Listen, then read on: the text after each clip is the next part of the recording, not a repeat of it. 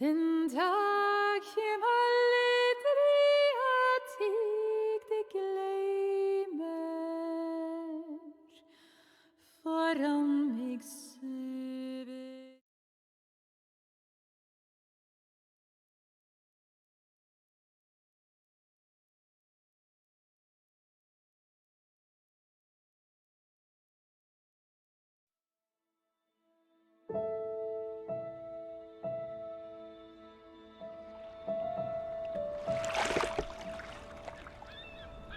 The water's cold.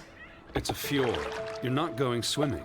Boo. You're such a wet blanket, teddy bear. You know I don't like it when you call Edward. Edward Charles Harden, Esquire. Will you promise to behave on land? Don't I always? Lissie, promise. Well, piffle and phonus balonus, Teddy. You ought to know better than to ask. Yes, I'll behave. I'll be a proper young lady. I shan't run or climb things or laugh too loud or call anyone old bean.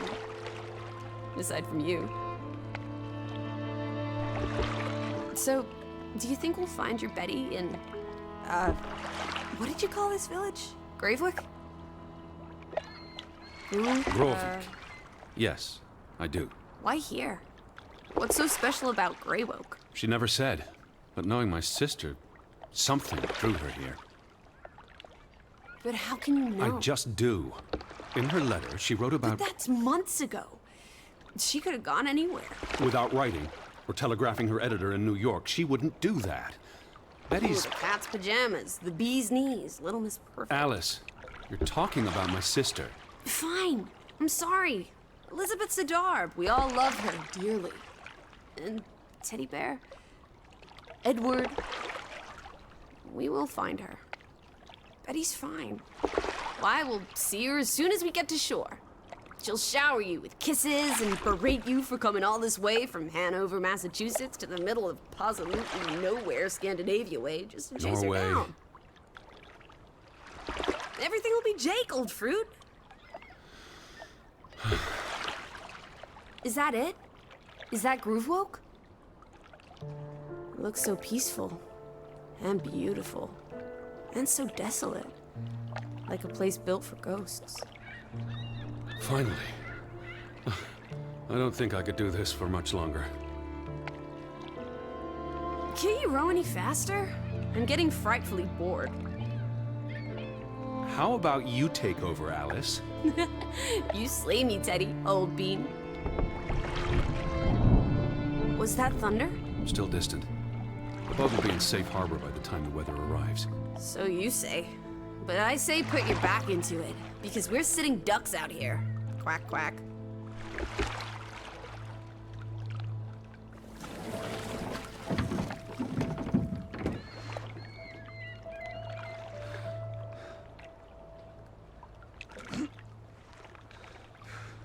It's so quiet. Where is everyone? Probably working. I know it's a foreign concept to you, but that's something normal people do. Hardy har har. The Fretland farm is up the hill somewhere. Up where?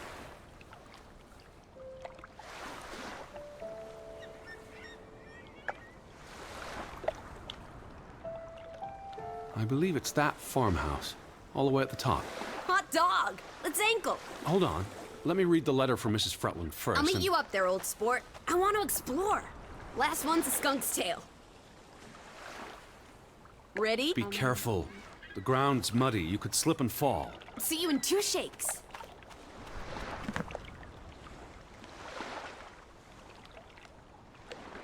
Dear Mr. Harden, we would like to extend an invitation to visit our home. Troubled to hear of your sister's disappearance. No news to share. You'll find our farm on top of the hill. Hope I got that right. Look forward to seeing you here in October. Yours faithfully, Anna Fretland. Well, I'm here. Where are you? Did you make it to Grovik, Betty? And why did you pick this forlorn hole under the mountains?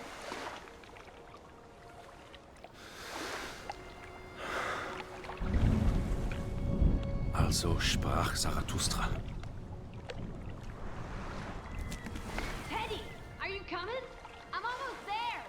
On my way. Righto. Step to it, teddy bear. Where are you? I'm by the farmhouse.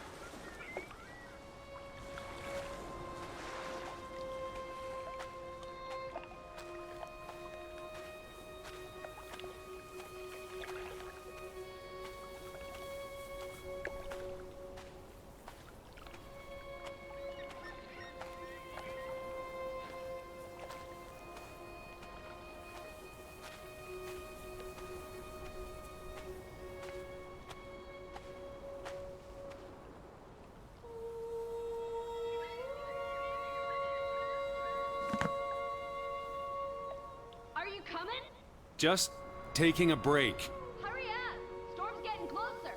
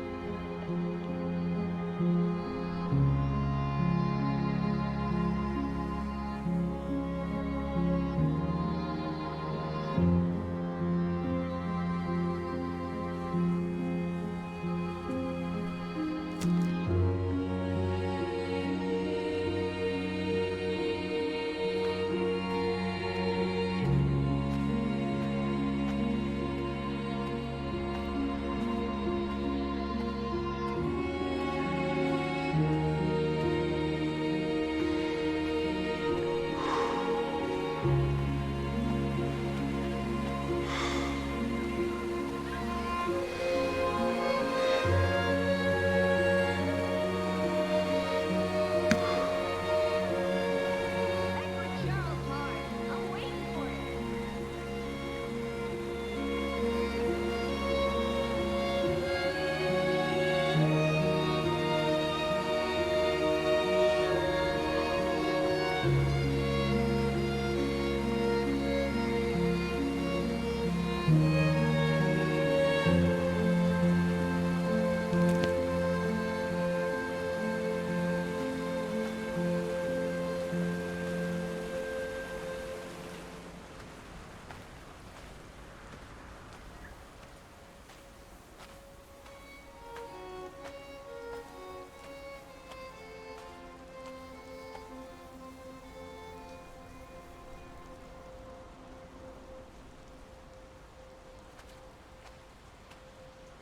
Teddy, this way.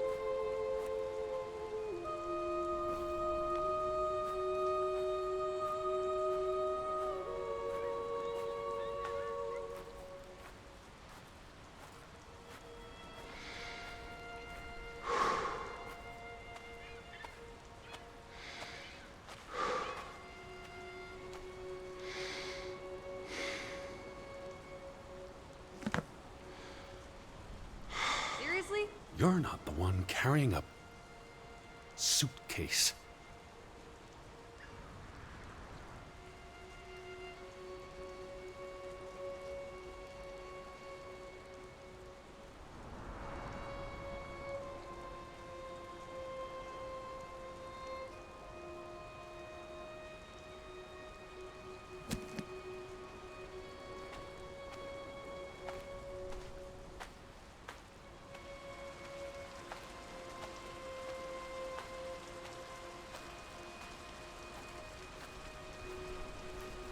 What took you so long? I'm not 17. Nor are you 17. Put some spring into your step, old sport. Did you see the flag? It's at half-mast. Someone died. So this is it, huh? Nice digs. But seriously, where is everyone?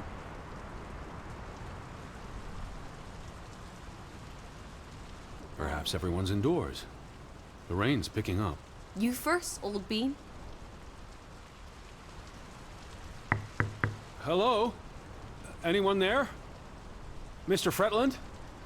Mrs. Fretland? This is Edward Charles Harden, the American. We've exchanged letters. Maybe they went on holiday and left the door open. Give it a shake and a rattle. I can't just barge into their home. It's not a crime if you're invited.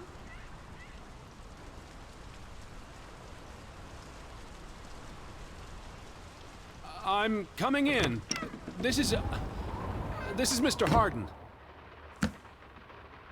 Hello? Is anyone home? This house is as empty as a bird's nest in December.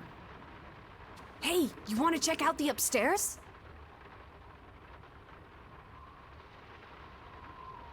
I'm a guest. Why would I start poking around every corner of the house? I don't know. Maybe they're playing hide and go seek. Well, I didn't want to go upstairs anyway.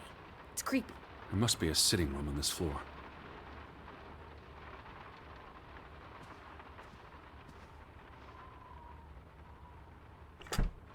This is the kitchen. Hello? Anyone there?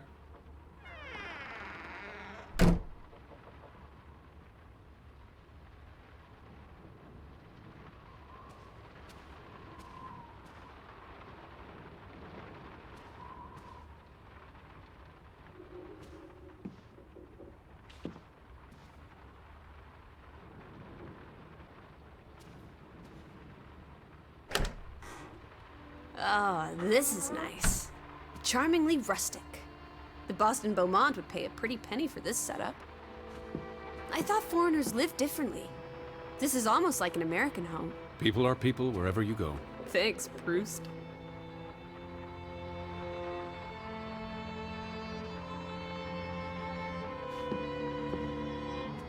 Look! Family pictures. They must be the, what did you call them?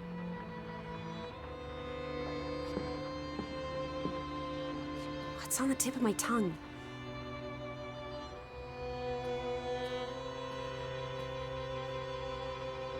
The Fretlands. Right. Anna and John? Johann. This is honestly not what I'd pictured. They're very presentable. Not at all like turnip farmers. They're not turnip farmers. That must be Johann Fretland, master of the house. What makes you think he's the master of anything? It's 1923, Teddy, old boy. Women can vote.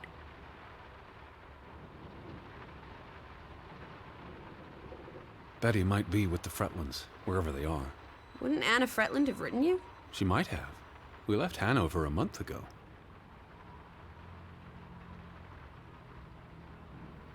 Old Johann's a bit wooden, isn't he? Like someone put a stick They're up his, posing for a up his photograph. rear end. I say, loosen up, Johann. I'm sure you two stiffs will get along famously. Johann went and found himself a delectable bride. Alice, please. What can I say? She's a minx. Anna Fretland is a respectable woman. Her letter was courteous and professional. Didn't you say she was a city girl? Must have been awfully hard to adjust to life in the sticks. I can relate. Hanover isn't the sticks. Says you. I'm guessing their daughter is the master of this house. She's cute as a button. I can't wait to meet her. She's guaranteed to be more fun than you.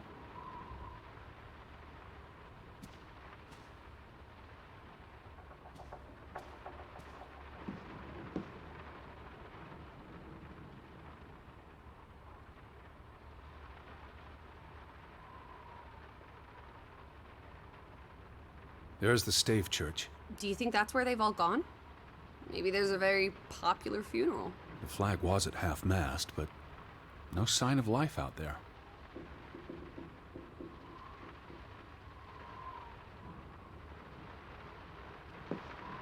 Where do you think they've gone? The Fretlands. The Fretlands, the Hansons, the Jensens, all of them. I'm sure they'll be back soon. It's like a dead land. As though its soul has departed. You can see the whole village from up here. Do you want to go sightseeing? Tomorrow. It's getting late, and the rain's not abating. It's really coming down. How about a quick run in the rain? You can't be serious. You're already a wet blanket, teddy bear. It's not like you'll get any wetter.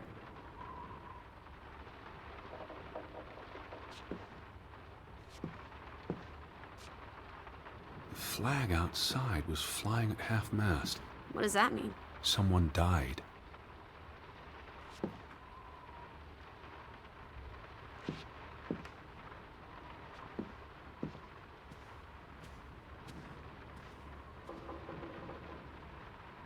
Wait, is that... Are they... Who's... They're all twins. All of them. That's Johann and Anna Fretland. There are two of each, Edward.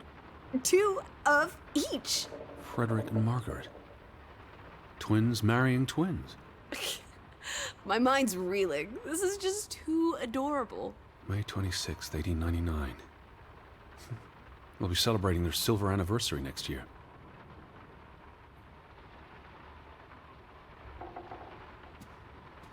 It'll get dark soon. Where will you sleep? There must be a guest bedroom. I'm not using their beds without invitation. We can disguise ourselves as bedwear. They'll never know we're here.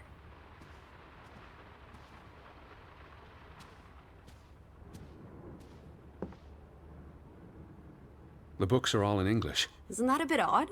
Mrs. Fretland is Scottish, though she grew up in Olesund.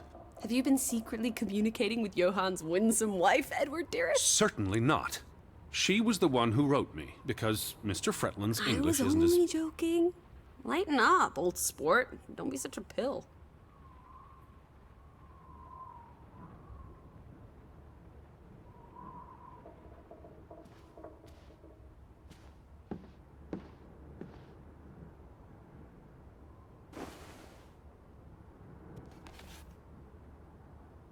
What are you looking at there? A book. Strange place for a book. Unless it was a terrible book that deserved a good burning. What's the title? The cover's charred. Christmas 1922. To Ruth. From Simon. Why would someone burn this? Like I said, maybe it was a terrible book. Is Simon one of the Freddylanders? I don't think so. They only have the one daughter.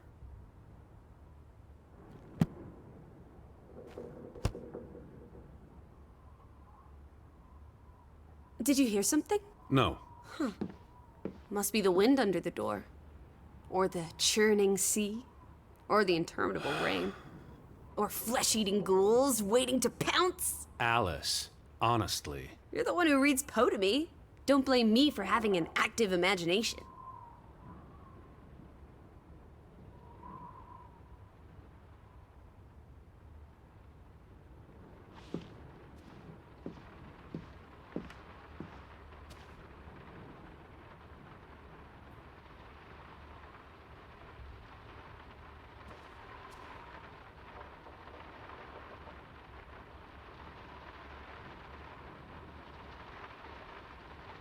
Well, those boys look proud as peacocks.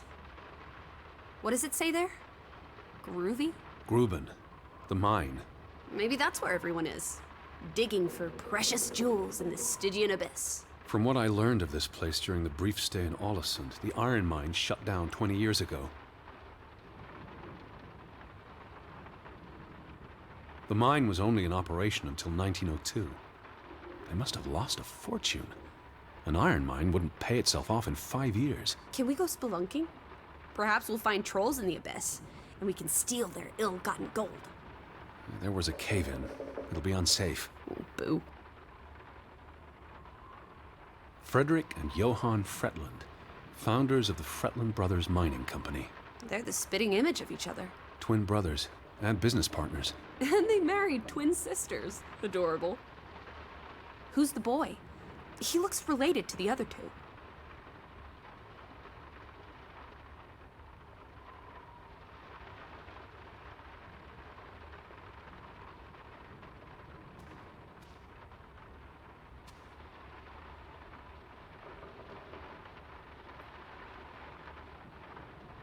Johann Fretland exits Fretland Brothers Mining Company.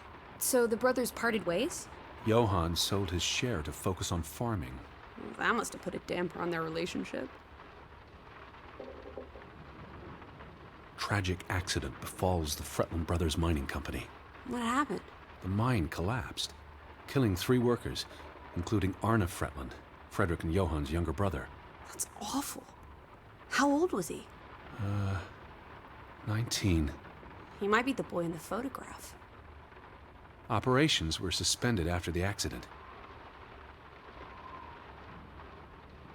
Foreign investors out of Frederick Fretland's mining company. Dire financial consequences for Fretland, who must have had a difficult time after his brother Johann Fretland pulled out earlier this year. Johann was smart to exit when he did. The timing is curious, like he knew something was about to go awry.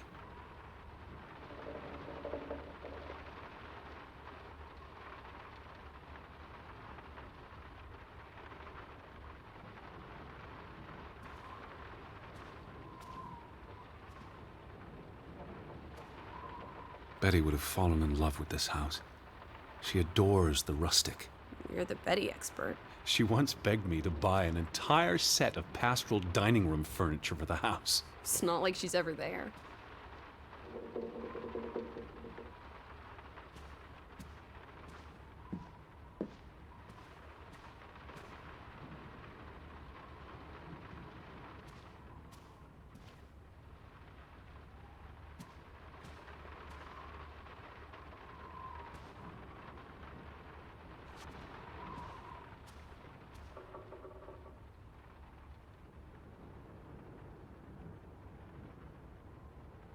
Oof, that's a grim sight, old bean.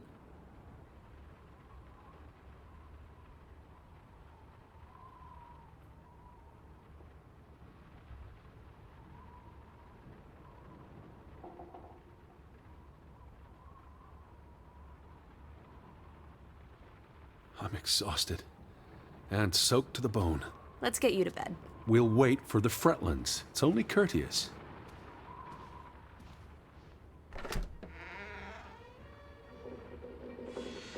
Betty. Have you gone screwy again, Teddy? That's not Betty. Her That's... scarf. I'd know it anywhere.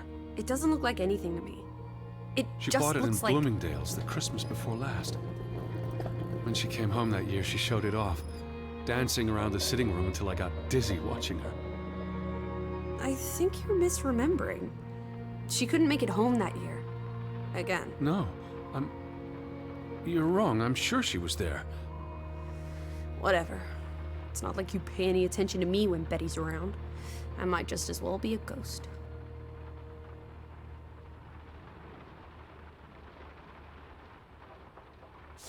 Look, it is her scarf. It even smells like her perfume. Shalimar. But what if that's not... She's here. I'm finally going to find her. That's great, Edward, really. I wouldn't want you to get your hopes up. I mean, where's everyone gone to? Something's not right, I'm telling you. Teddy? Edward, what's wrong? Lightheaded, that's all. You're having another spell.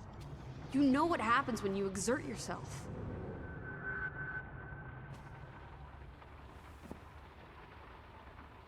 Sit down.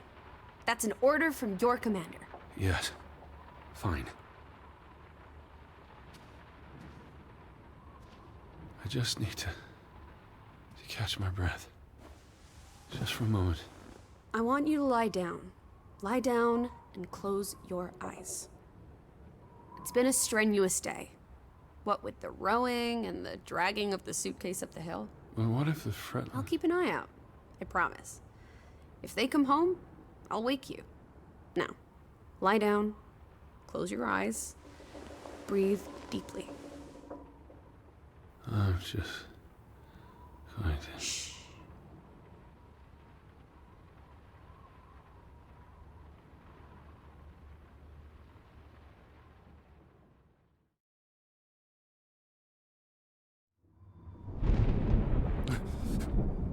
Elizabeth? Is that you?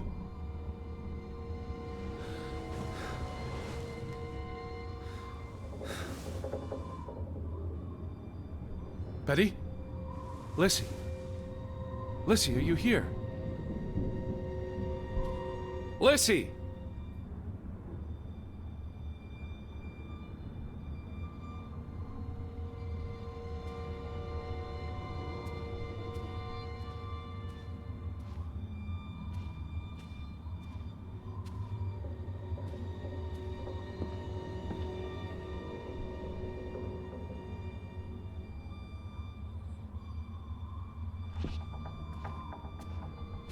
Where are you?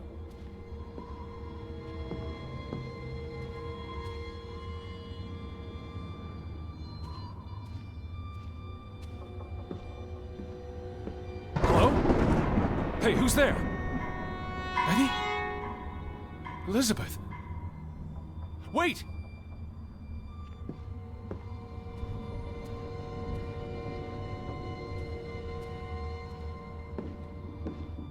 Alice! Lissie, there's someone outside. It might be Betty. Are you here, Lissie? Are you in here, Lissie?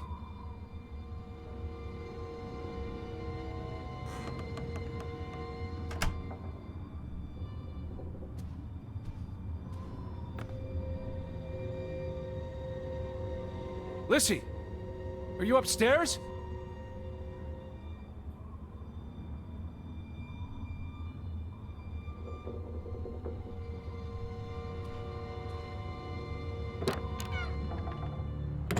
Who's out there? Hello? Betty? Lissie? Betty?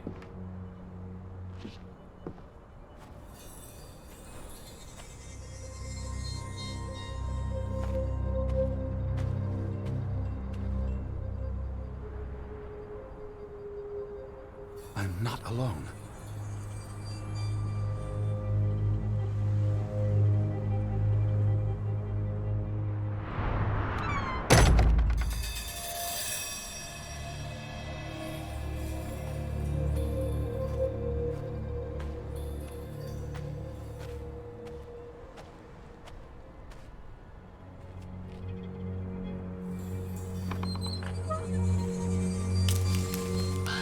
Alice, I can hear you!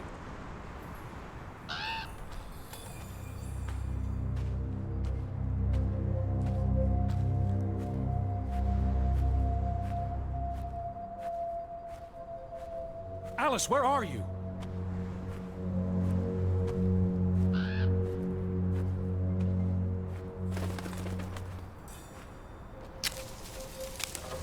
Who goes there? Wait!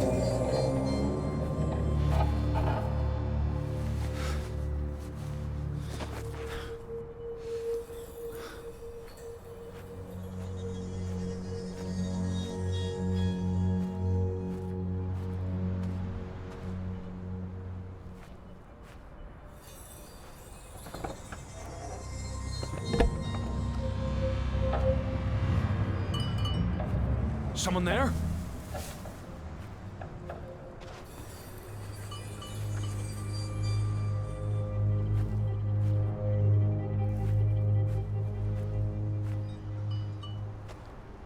Are you out there, Betty?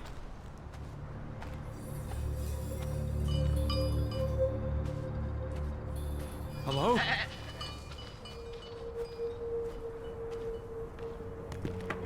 Betty, is that you? Are you there, Betty?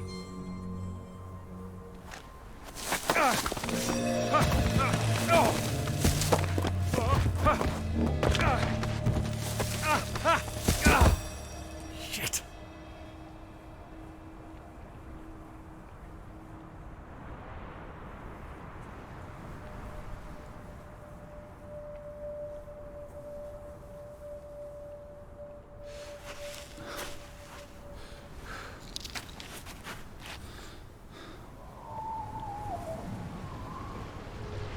Elizabeth, are you there?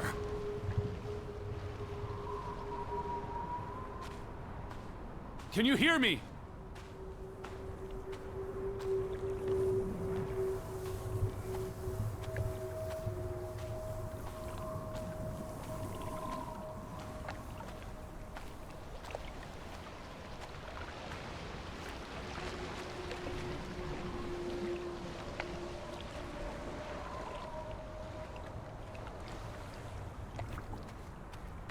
boat, Edward!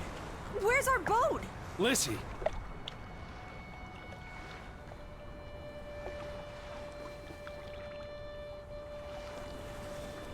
Where did you go? Why did you leave me? It stopped raining, and you were sleeping, and... our boat, it's gone. The boat... What? How? Maybe you didn't secure it properly. I pulled it up. I don't know. I thought I tied it securely, but... Did you see Betty? Did I see... What are you talking about? I think... Betty... It was Betty. It was her. It must have been her. I saw her face in the window, and she vanished into the dark, towards the sea. You really didn't see anyone? I haven't seen a single soul. Are you sure it was her and yes. not... I mean, I saw her face, and it looked like her. Well, if it was her, why did she run away? I don't know. It's getting dark. Back to the house. And tomorrow... Tomorrow's another day, Teddy Bear. We'll figure it out. Right now, let's get you cleaned up. Look at you. You've got mud all over yourself. And then you really need to sleep. You must be exhausted. Come on.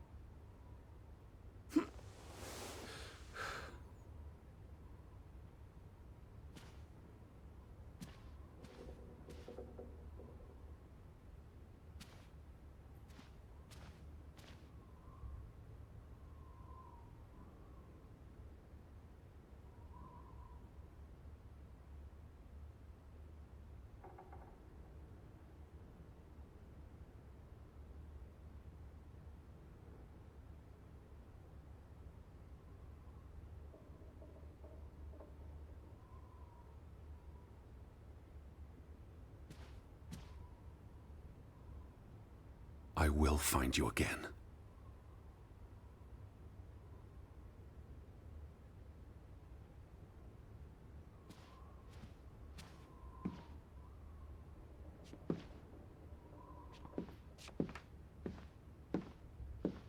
Where are you, Lissie? Right here. Teddy, come outside. It's a beautiful day.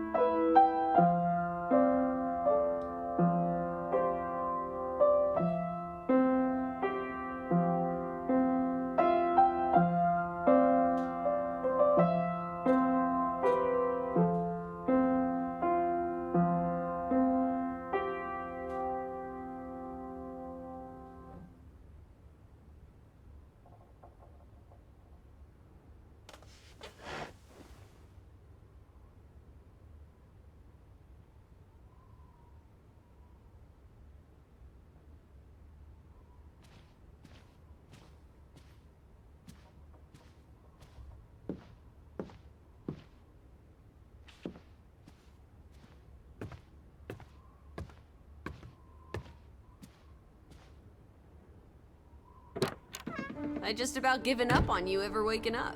I was looking around the house. So we're okay with that now? Noted. Sleep well? I dreamed of Betty. She was in the garden, and she called for me. How about you, Lissie dearest? Oh, you know me, old fruit, wide awake at first light. The Fretlands didn't come home, did they? They did not. There's no sign of anyone. Aside from last night's Mistwalker. I've been thinking about that.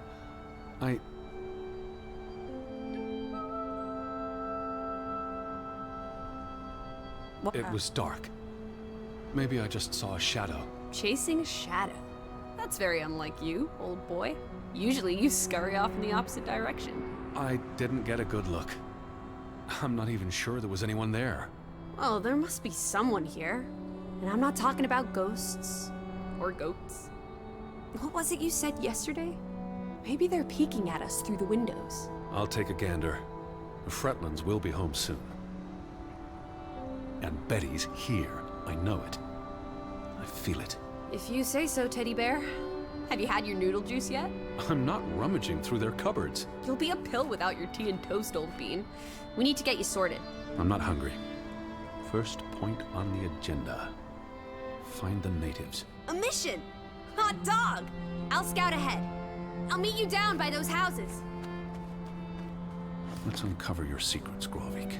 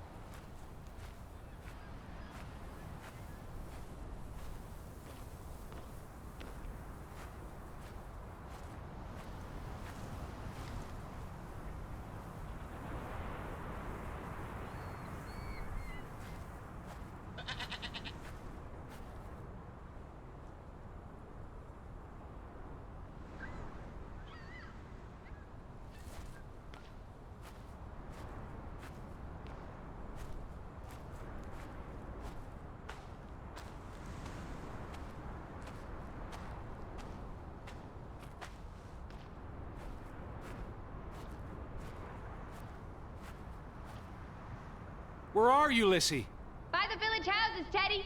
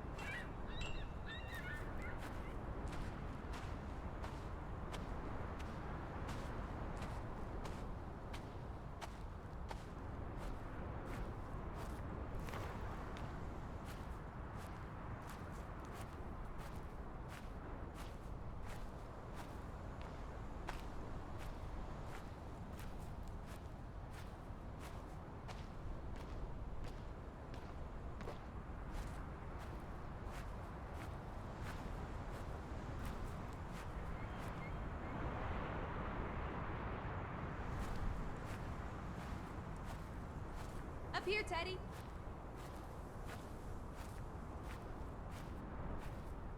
Hey, eyes up here. It's such a beautiful day.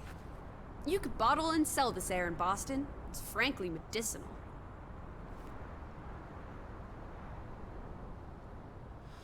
It's chilly. That's all you have to say? It's chilly? You're not cold. Why would I be? I thought you were scouting ahead. What do you think I'm doing? Vantage point, like on a pirate ship. I can probably see our house in Hanover from here. Did you check those buildings? Knocking on doors isn't a scout's job, old bean.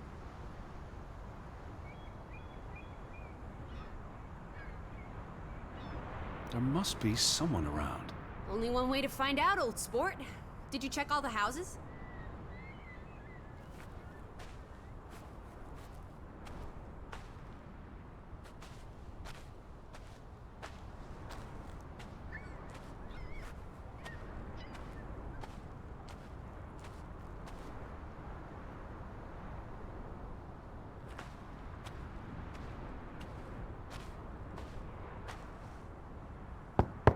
Hello? Anyone here? Why, hello, Mr. American. Please come in for a cup of tea and biscuits. You're not helping. Also, they drink coffee here, not tea. Savages.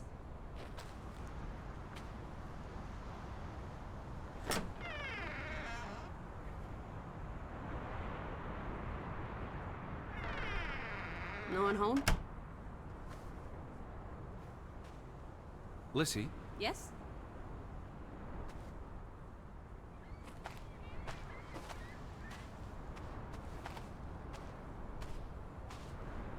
there must be someone around. Only one way to find out, old sport. Did you check all the houses?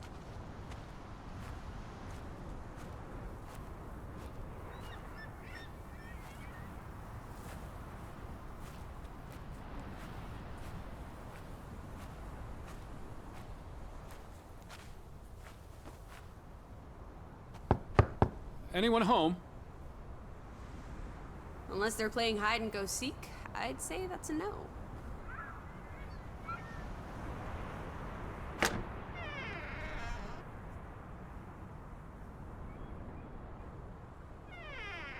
There's one more house. Third time's the charm.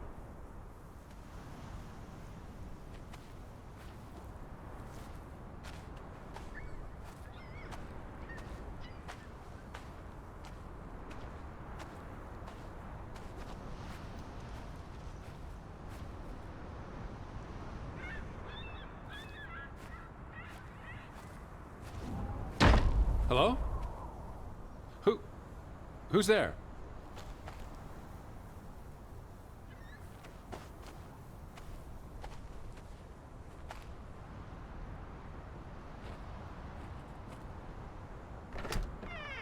Hello? Anyone home?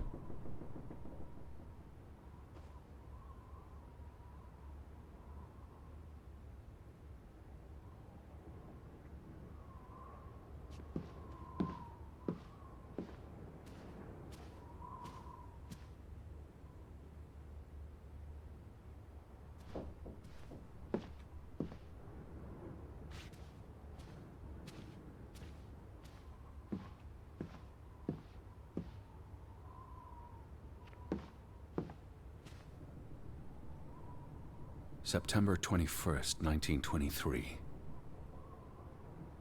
Vi desperate. Lissie, found something here.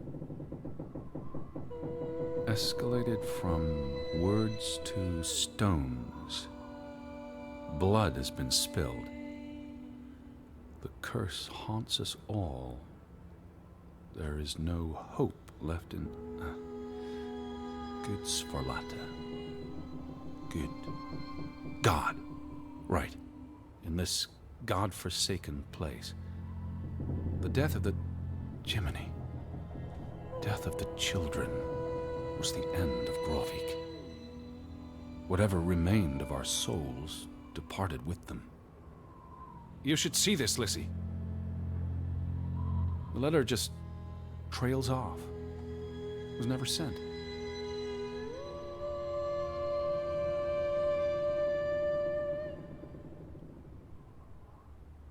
Alice, What is it?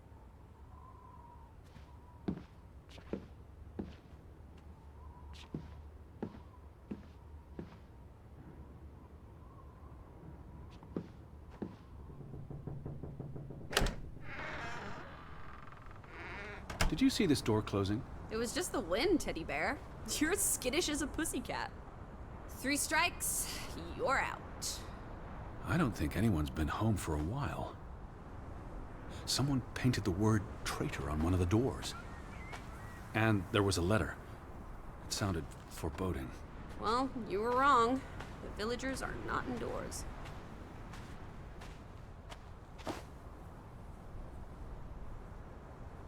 I still don't understand what happened to the boat. Why don't we investigate?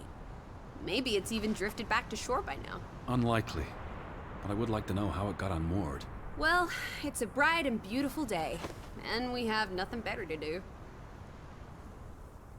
What on earth are you doing? Handstands, Teddy! My record is 2 minutes. I'm working on 3. Just go on ahead. I'll catch up. Betty would have taken plenty of constitutionals here. She loves the outdoors. How so? She's a city girl. I'm sure she gets tired of Manhattan. And when she was little, she loved playing in the garden back in Hanover, especially around the pond. Are you alright? I just miss her.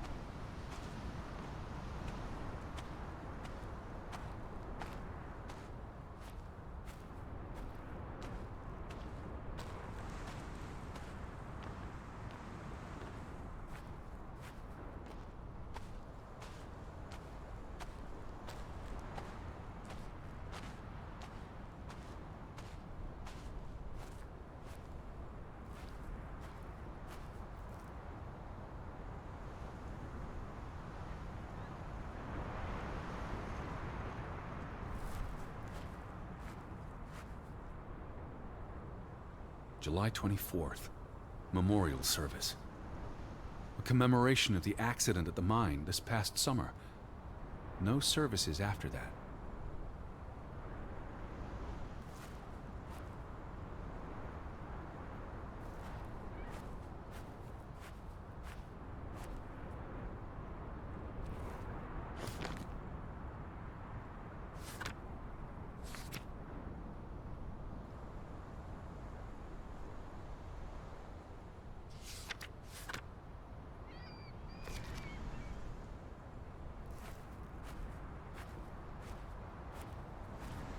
these graves? What happened? It's a cemetery. But look at the soil. These are recent burials. You're right. Do you think this is where everyone's gone? Are they all dead? How many graves are there? Not enough, I guess. How many people lived here? I'm not sure. Also, someone must have buried them. There's that. Something did happen. Several people died in a short period of time. How? An accident? A mass murder? Spanish flu?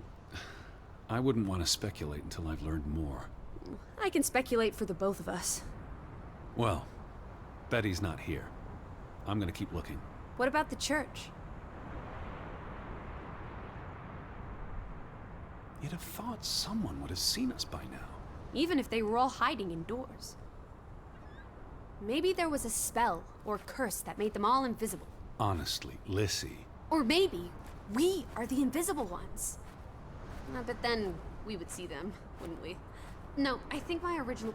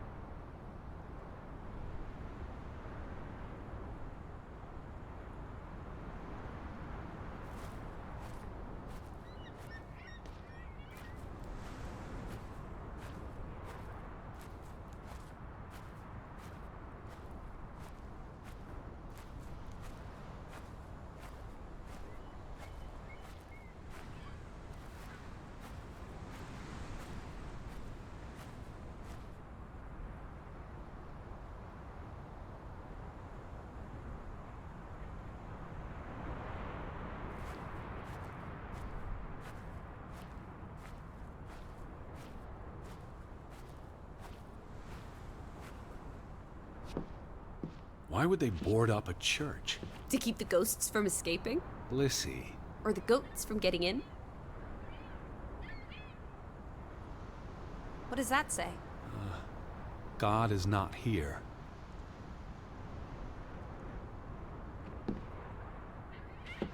The weather's favorable today. I did a little dance last night, appeasing the weather gods. Thor, in particular, was mightily impressed. Was he? Promised to back off with the thunder and lightning for a spell. And don't you know, he proposed to me. Of But I told course. him I'm not into gods. I prefer jazz musicians.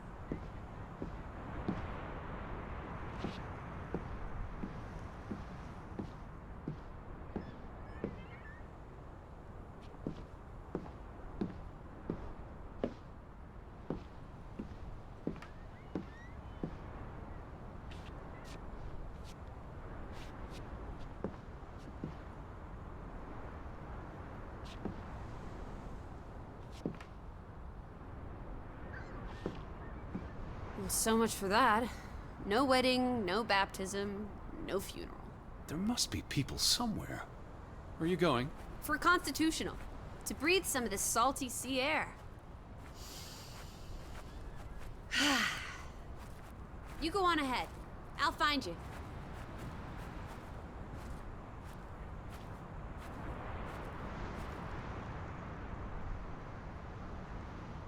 It's quite peaceful. If no one was around, I'd strip naked. The earth would delight in my bare feet. The wind would savor playing with my hair. Is that so? I don't know, I just like being naked.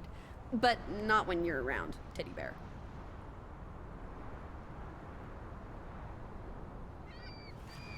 What are you up to? Delighting in the little things. They're like dew. My heart is the morning, and it's refreshed by their presence. Where do these strange thoughts come from? Oh, you're a funny egg, old bean.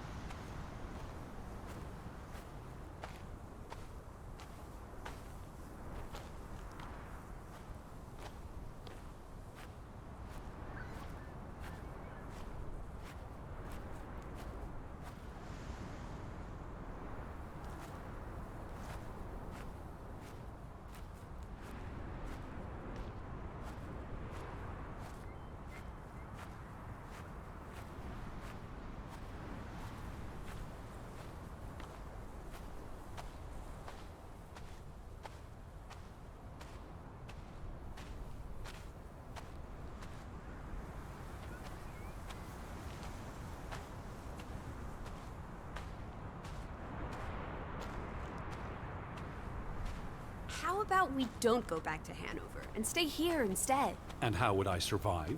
Hunt? Harvest? Forage? People have survived here for centuries. Why can't we? I wouldn't even know where to begin. I could learn. I'd start with goats. Goats can be eaten and milked. Probably not in that order.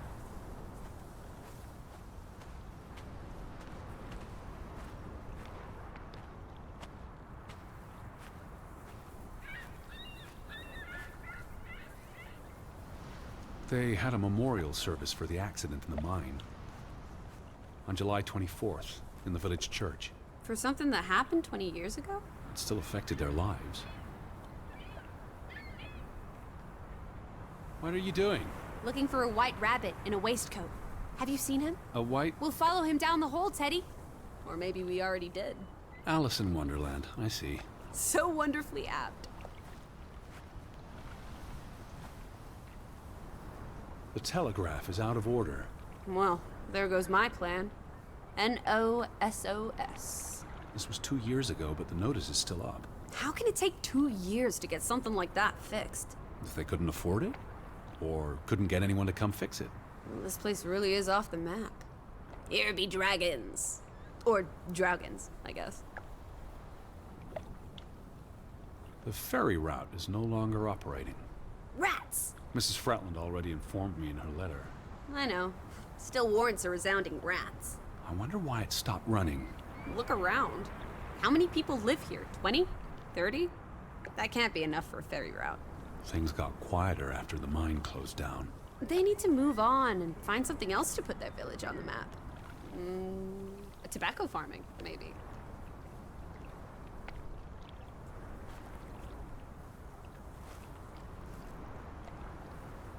They must have been so isolated, with no easy way in or out. Aren't there boats? You saw how much work it was to cross the fjord. And if the weather's bad... It can't be healthy, being so isolated. Cooped up inside, reading the collected works. Yeah, all right. I get This it. village is basically you. I said all right. The ferry would have made the trip here much easier. And you wouldn't have had to pay that farmer a fortune to rent his boat. I had no choice. We should keep his boat, if it comes back. Bring it with us to Hanover. Do what with it exactly? I don't know. Grow parsley in it? Use it in the pond? Forget it, stupid idea.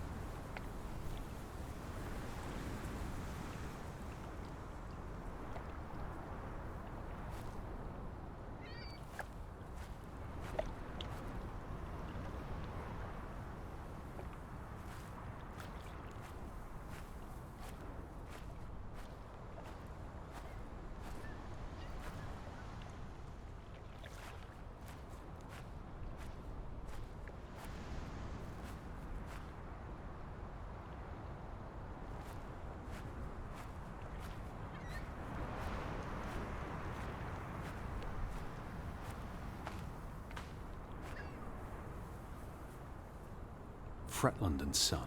How do you figure? It's on the sign above the entrance. And on this photograph. Frederick and Simon Fretland. The older gentleman is clearly Mr. Fretland's twin brother. Twins are confusing. If this was a dime novel, they'd be switching places at some point to confuse the coppers. Damn you, twins! Simon Fretland. Frederick's son. And Johann's nephew. See, I'm getting the hang of this. Simon. That was the name in the burnt book. So Simon is Ruth's older cousin.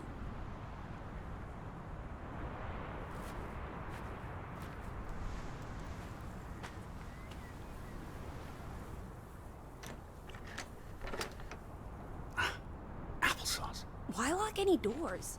I can't imagine they have a problem with punks and hoodlums. The sign says they're closed, but I thought maybe... Hello? Are you open? Is anyone there? Can't you just bust down the door? Locks be damned. Breaking and entering, I will not.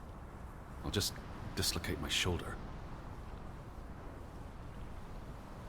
Frederick Fretland and Son. Johann's brother and nephew. The Fretlands have their fingers in all the pies. including the only store in town. Also the post office and telegraph. There may be something that'll lead us to Betty in there. Or at least to some canned sardines. We need to get you fed, old bean.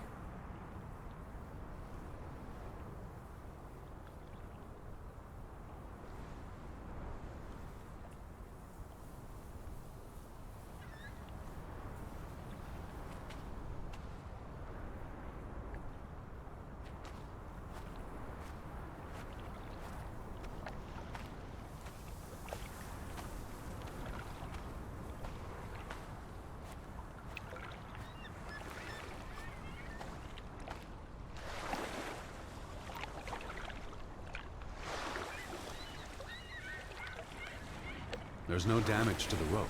I don't know what that means. Nobody cut it. I guess the knot could have unraveled on its own. Didn't you say you used a sailor's knot? I'm a scholar, not a fisherman. So who took our boat? A ghost?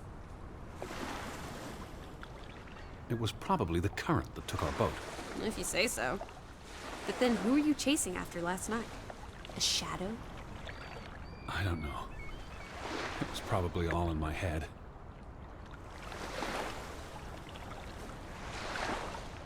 Perhaps living here wouldn't be such a bad thing. You changed your mind about the goats? Fresh air might do me good. You'd be alright with it just being the two of us. I'm no stranger to isolation. Truer words have never been spoken, old fruit.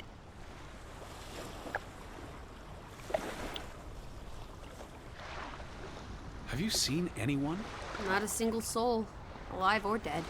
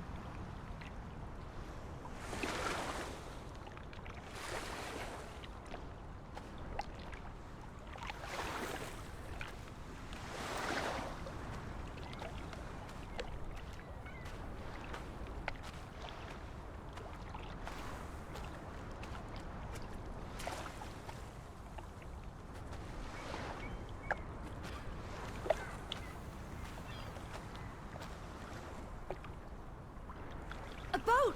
Teddy! A hot dog! This is our ticket out of here! Not without Betty.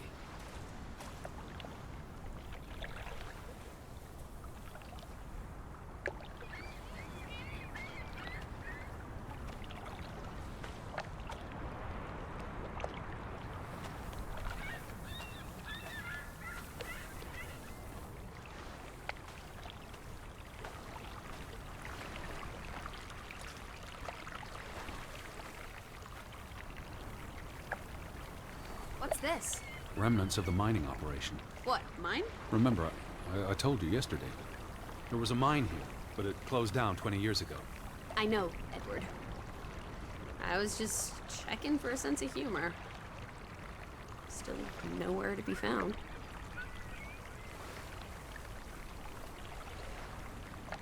Till Min Om. It's a memorial. 3 men died when the mine collapsed in 1902. Georg Hatlestad, Niels Framberg, Arne Fretlin. See, this is what working a regular job. Did you say Fretlin? The younger brother who was mentioned in the article.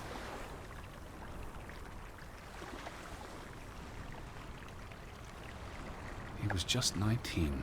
How long had he been working in the mine? That's too young for a dirty job like digging into rock. We're in the real world, Lissie. Most teeners don't have the luxury to idle away their days with games and witty repartee. Ouch. The newspaper said the accident forced the mine to shut down. What does any of this have to do with us? I still don't know why Elizabeth came here. And you think it has something to do with this mine? Or with what it did to the village. Maybe.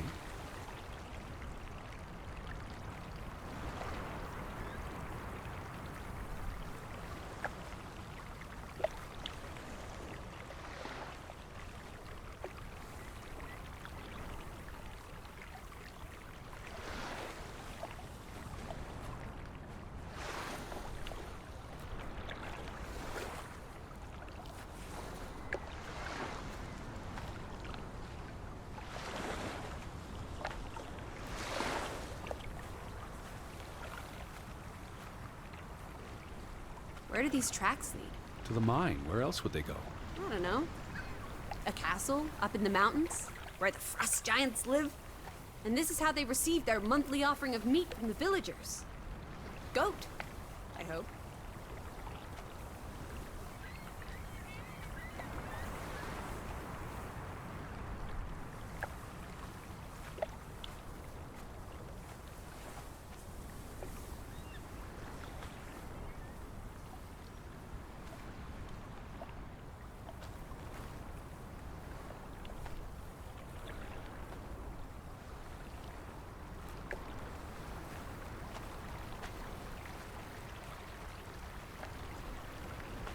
Are you here, Lissie? Hello.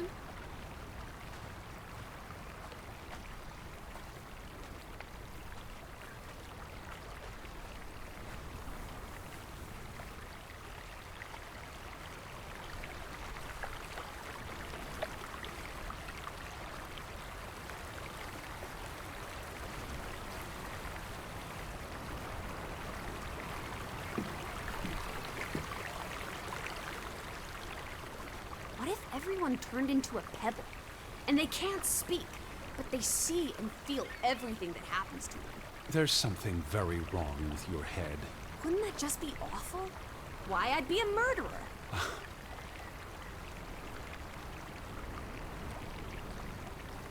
Have you seen anyone? Not a single soul, alive or dead.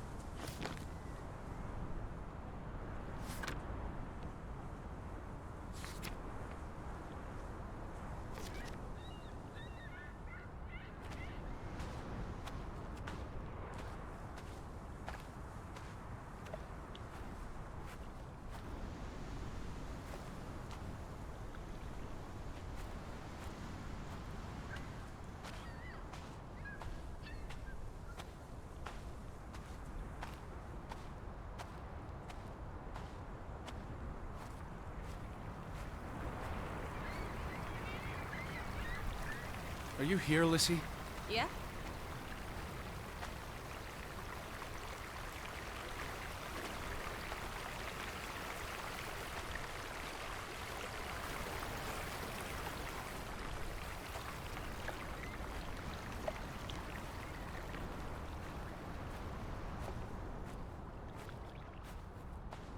No trespassing for traitors. Cool. Want to jump the gate and explore what's on the other side? It's not safe. Oh, horse feathers! You may be the most boring man in this country. Where's your sense of adventure, old sport? Don't you want to see where these tracks go? They lead to the old mine, and no. I've had enough adventure on this side of the fence. Besides, they wrote no trespassing for a reason. You're such a terrible bore, Teddy Bear. I'll wager 1,000 clams you'll jump this gate at some point, if you believe Betty's on the other side. Frederick Fretland. Who are these traitors he refers to? What now? We've looked everywhere. There really doesn't seem to be anyone around. Maybe we missed something. An important clue. How about the general store? We haven't been inside yet. It looked deserted, but worth another look, I guess.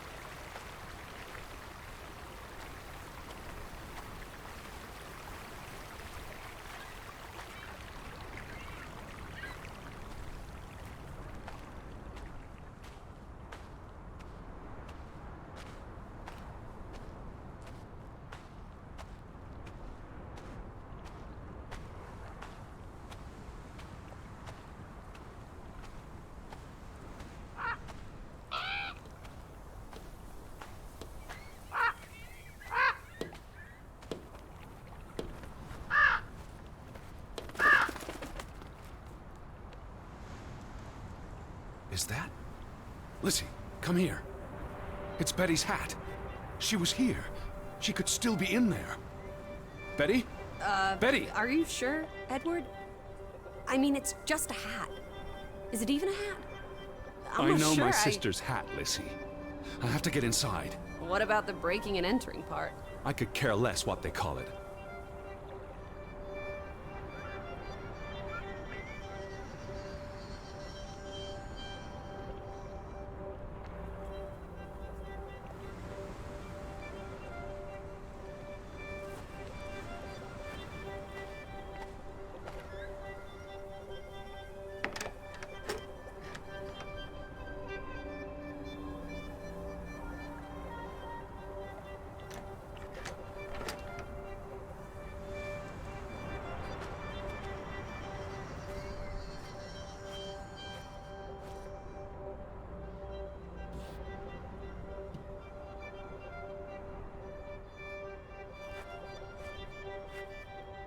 Here's an open window.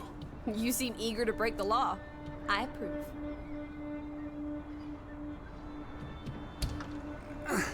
It won't budge. Nah, don't be a milquetoast. Well, it's stuck. Attaboy, Teddy. You can do this.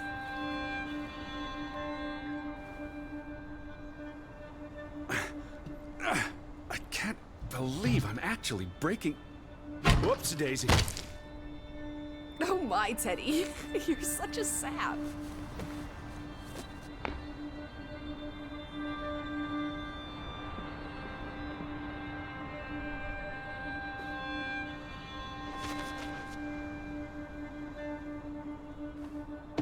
Edward Charles Harden, dilettante, world traveler, cat burglar.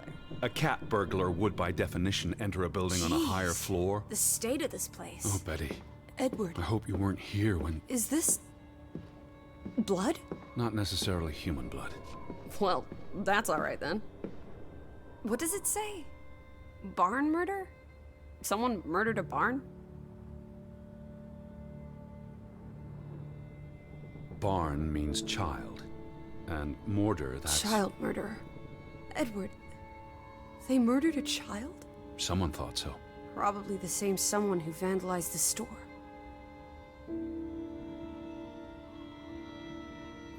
I'm not sure how I feel about being in here. Don't be ridiculous. We're all alone. What else do you suggest we do?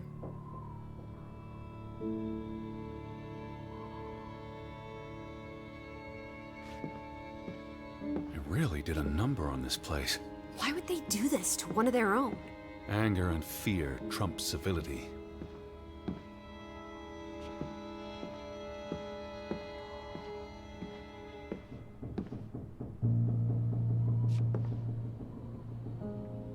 It's the same photograph as in the Johan's farmhouse, gone. At least, I assume he's the one who's been... snip. but Frederick clearly did not want anything to do with his twin brother.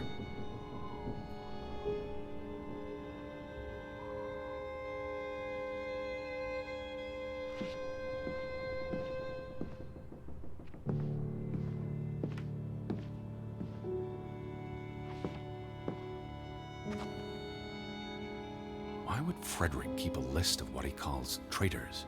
What did they do to him? Cross him in some way? Why else keep a list of undesirables?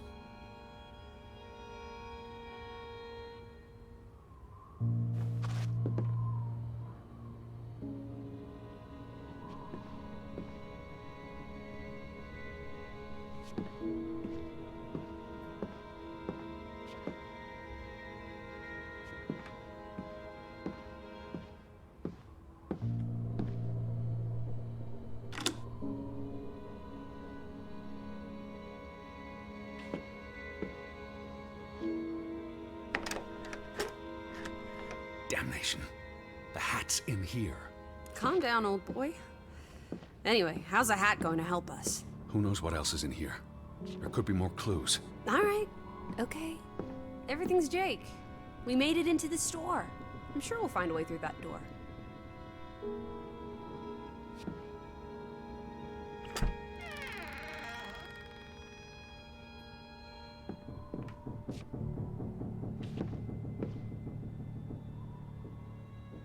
These were never sent.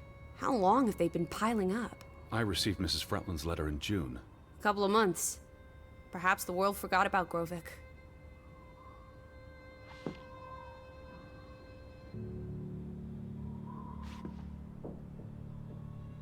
Out of order. Why hasn't it been fixed? Perhaps there wasn't much demand for it anymore. S-O-S.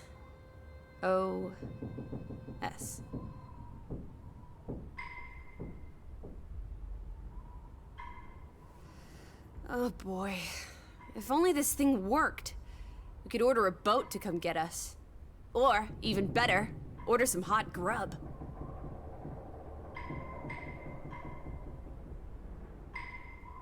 The key must be here. You know, you're better at finding things than me, Teddy Bear.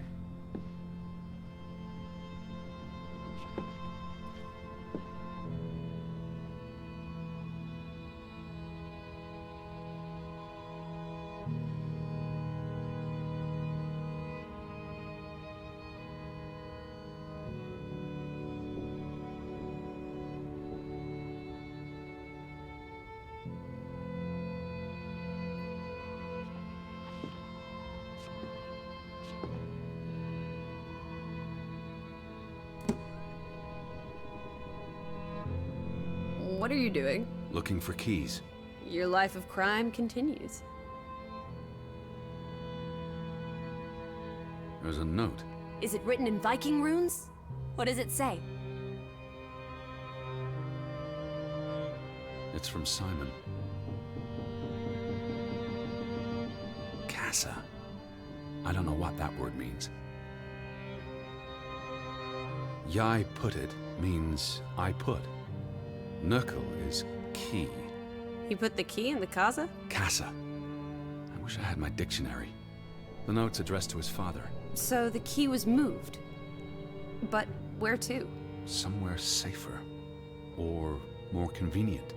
Can we really trust your translations? You only started studying a month ago.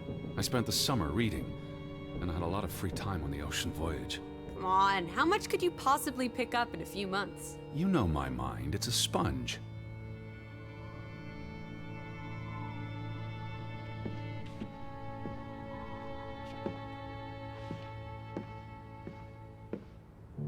Casa. So that's what it means. Cash register. You're a genuine gangster now, old fruit. Don't worry. If you get busted, I'll come visit you in the big house. Wasn't there supposed to be a key? Here it is.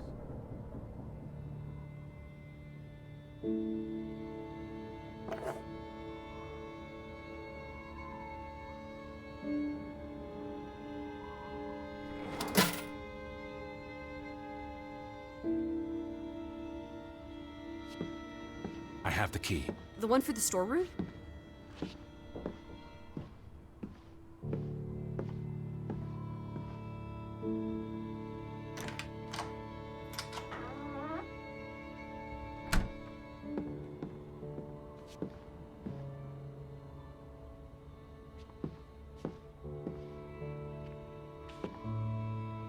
It is her hat. Teddy, I'm not Betty sure was that's... here, and not long ago. Okay, but if that is her hat, what's it doing in a locked storeroom? Another breadcrumb.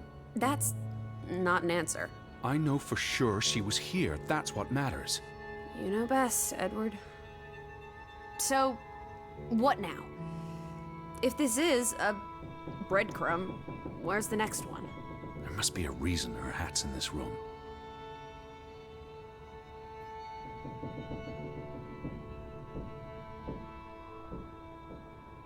What's that?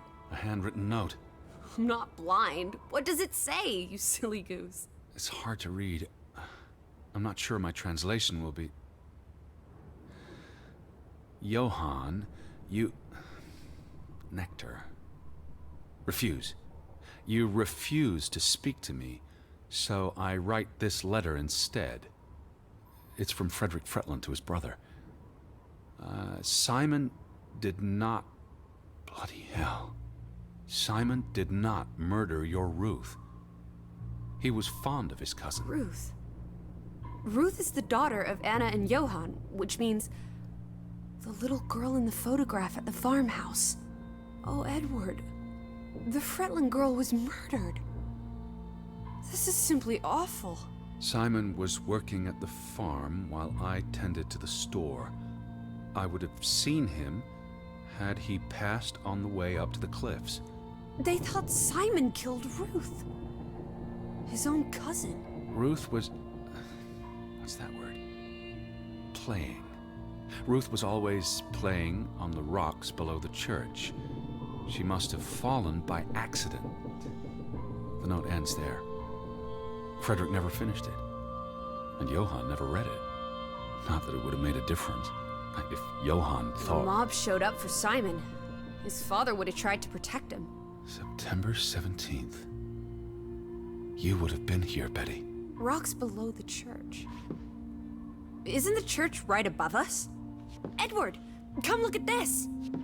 That's the cliff. Right there. The one in the note? I bet you 1,000,000 clams.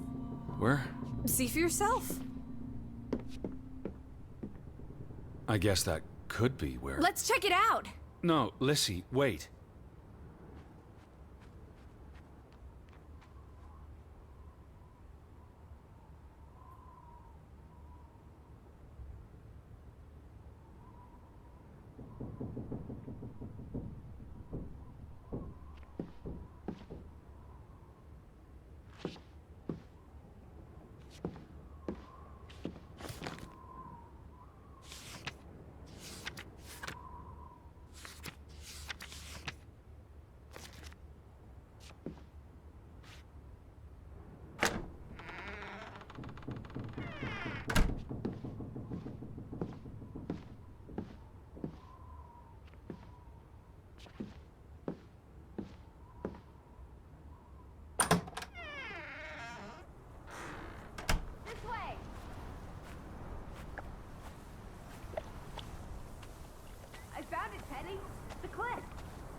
Right below it.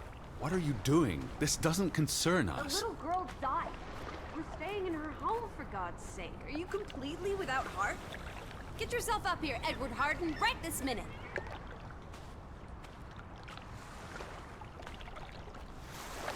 Come on, it's an easy climb.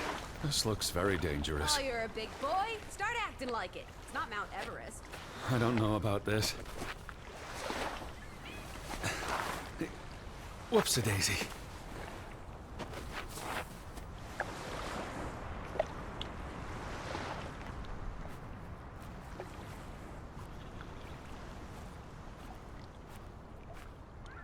What is this? Where little Ruth died. You're being morbid. And this is a distraction. I'm here for Betty, not because some girl Edward. got herself... You insensitive brute. You're like the Tin Woodman, no heart. You know, you've grown cold and mean in that horrid study of yours, with only books and bugs to keep you company for years and years and years. There are other people in this world, you know. It's not all about you. You're going to do this. If not for Ruth, then for us. We're going to figure out what happened to the poor girl. Together.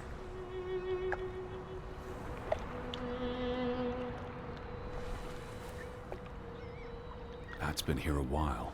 Didn't you say it happened over a month ago? You'd think her family would have replaced it with fresh flowers.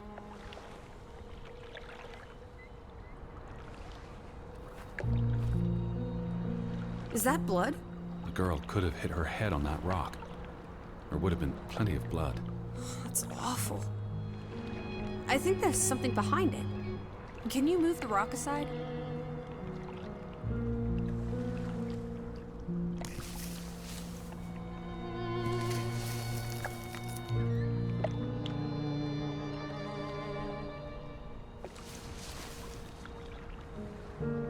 It must be Ruth's.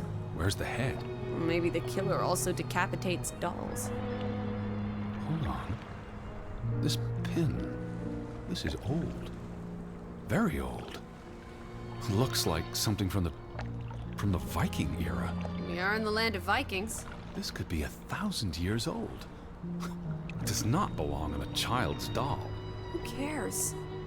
Ruth is dead and you're obsessing about a rusty old pin? Let's go further up. Maybe we'll find more clues. Come on, old sport. It's not far. Can you wait just 1 minute so that I can catch my breath? Huh. Did you follow the same path, Betty? Or am I just stumbling through darkness?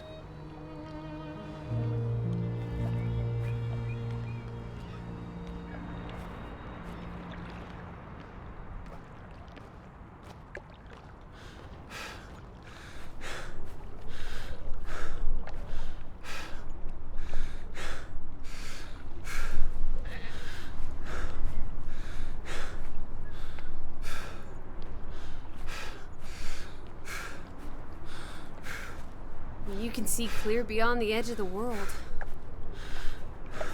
You're right. It is awfully chilly. One Oh, second. teddy bear. We need to take you out walking more often. So, the girl fell from up here. Was pushed, you mean? Can you see where she fell?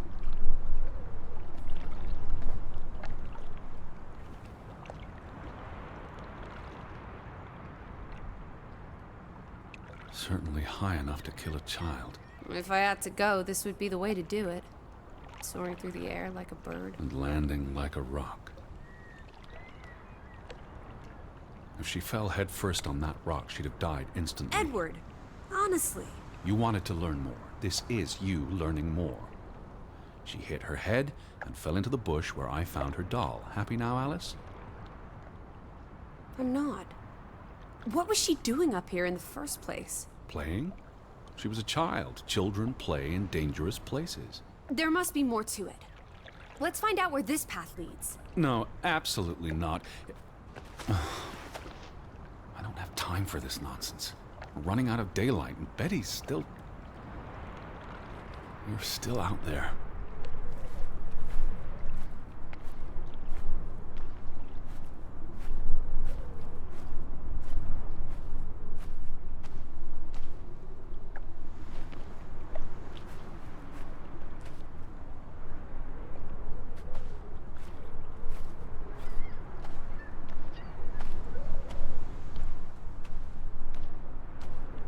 Lissie?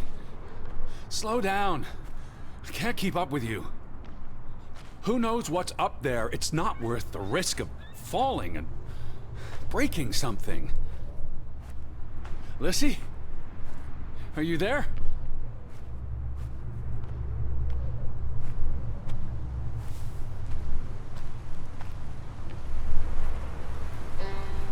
Teddy, My word. Look away, Lissie. is this what happened to the villagers? They killed themselves? It's one body. Let's not jump to conclusions.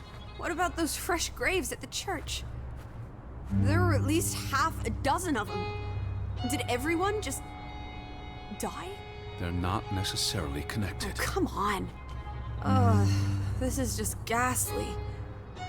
What made him do this? How long has he been... From the state of the body, perhaps a couple of weeks. It depends on temperature and humidity, of course.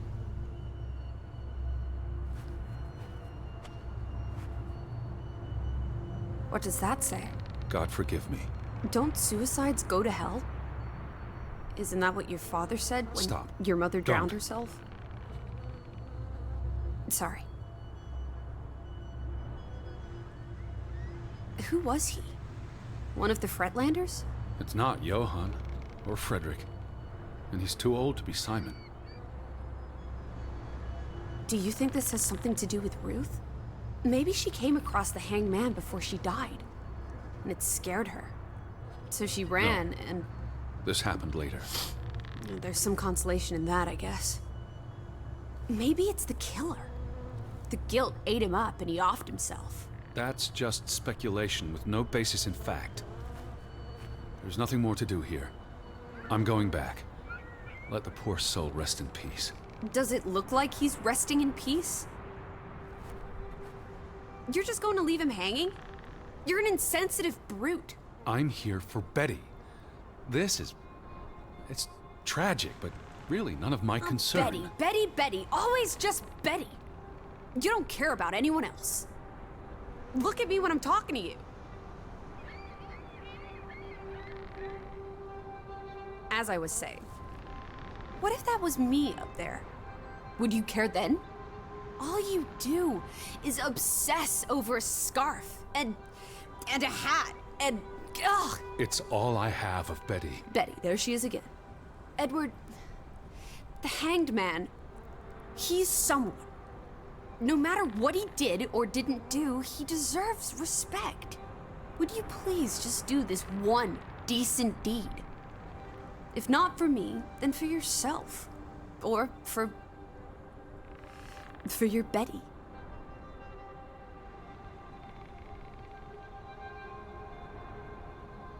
What are you doing? You can't just pull him down by his legs. Try loosening the noose. I can't reach that far.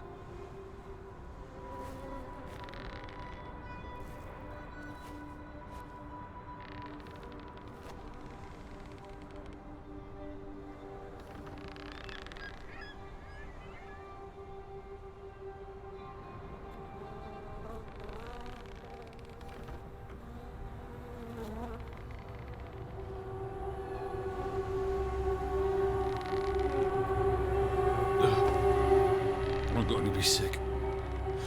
I can't do this. Yes, you can. Teddy. Edward. I know you can. You've been through much worse.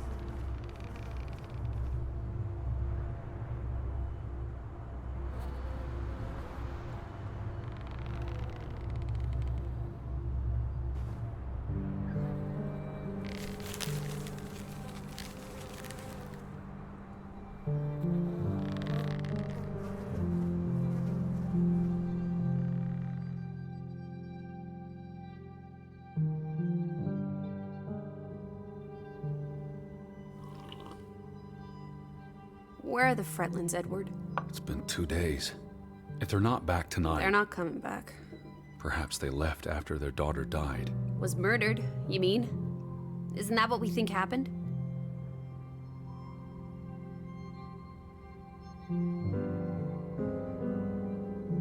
Penny for your thoughts? Perhaps she fell by accident. So you don't think it was murder? It's difficult to say with any certainty. The boy could have pushed her. You're really not helping. Can we talk about this tomorrow? I'm sorry. You're exhausted. I buried a corpse today, Alice. I know. I'm sorry. Why don't you sleep in the guest bedroom? The couch is fine. The Fretlands could still come home. All right. Just don't come crying to me if you wake up with a crick in your neck. I'll be up for a while, if you feel like talking.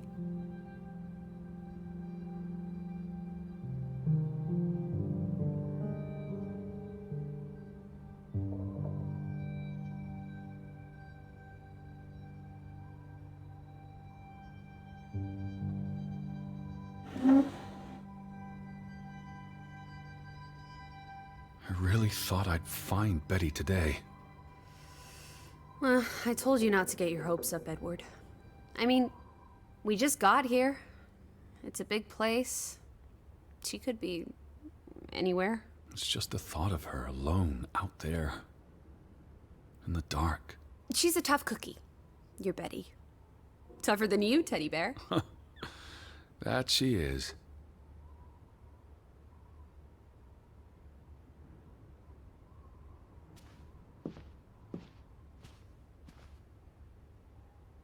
What did you find? Someone tried to burn this. Just like the book. Isn't that odd? It's addressed to Mrs. Fretland. My dearest Anna. It's from her sister, Margaret. Frederick's wife. The two brothers married sisters, remember? Yes, and it's adorable. Keep reading. I really shouldn't. Really? How else are we going to figure out what happened? Keep reading. My dearest Anna, I miss you so very, very much. The baby is due soon, and I wish for our family to reunite before... It's been 7 years since the dreadful incident at the mine. Can we not convince Frederick and Johann to forgive and forget?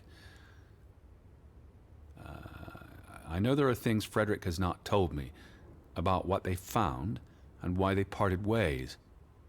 Their grudge is tearing us all apart. Frederick won't even let me speak to half of our neighbors, accusing them of treason. He's so very angry and full of regrets. It's eating him up. And we... And we what? The rest is unreadable. Margaret reached out to her sister, but I guess it didn't work. This was written before Simon was born, but burned recently.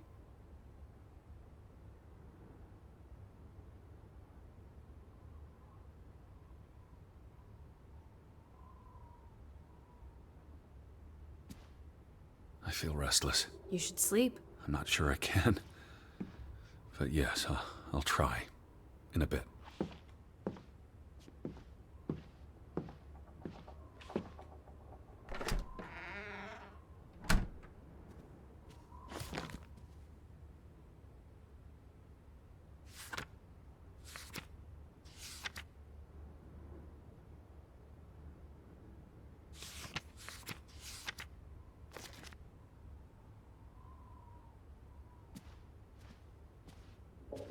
I feel restless. You should sleep. I'm not sure I can. But yes, I'll try. In a bit.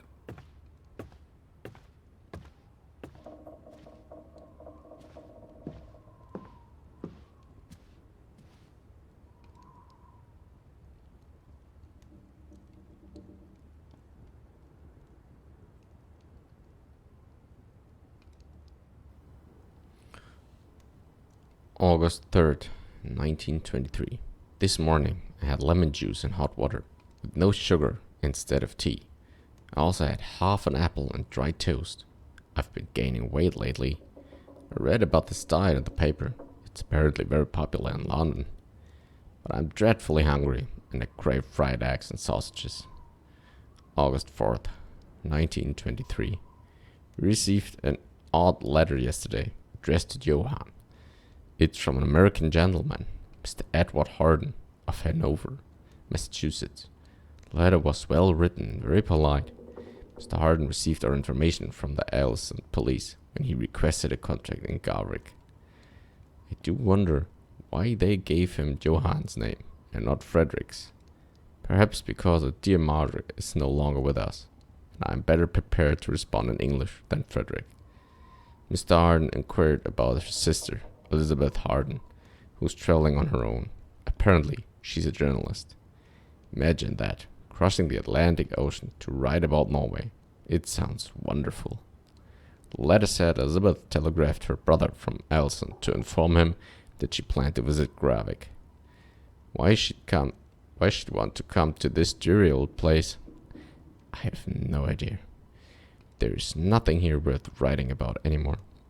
His sister has not arrived yet.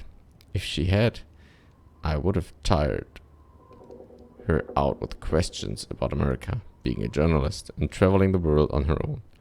She sounds so interesting. I hope she does come, even though she will surely be bored out of her mind.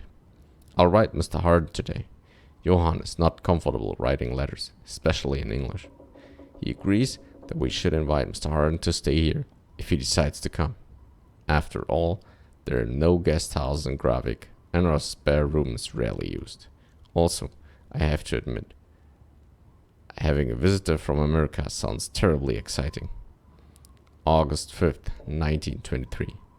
This morning, I had a boiled egg and buttered toast, after Johan told me I was being silly and that I do not need to lose any weight, seeing as we're not in London and no one cares.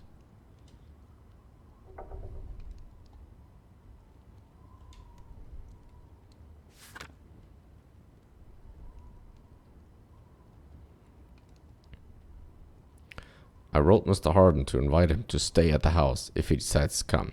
I'm terribly excited. I do worry for his sister. I wonder where she could be.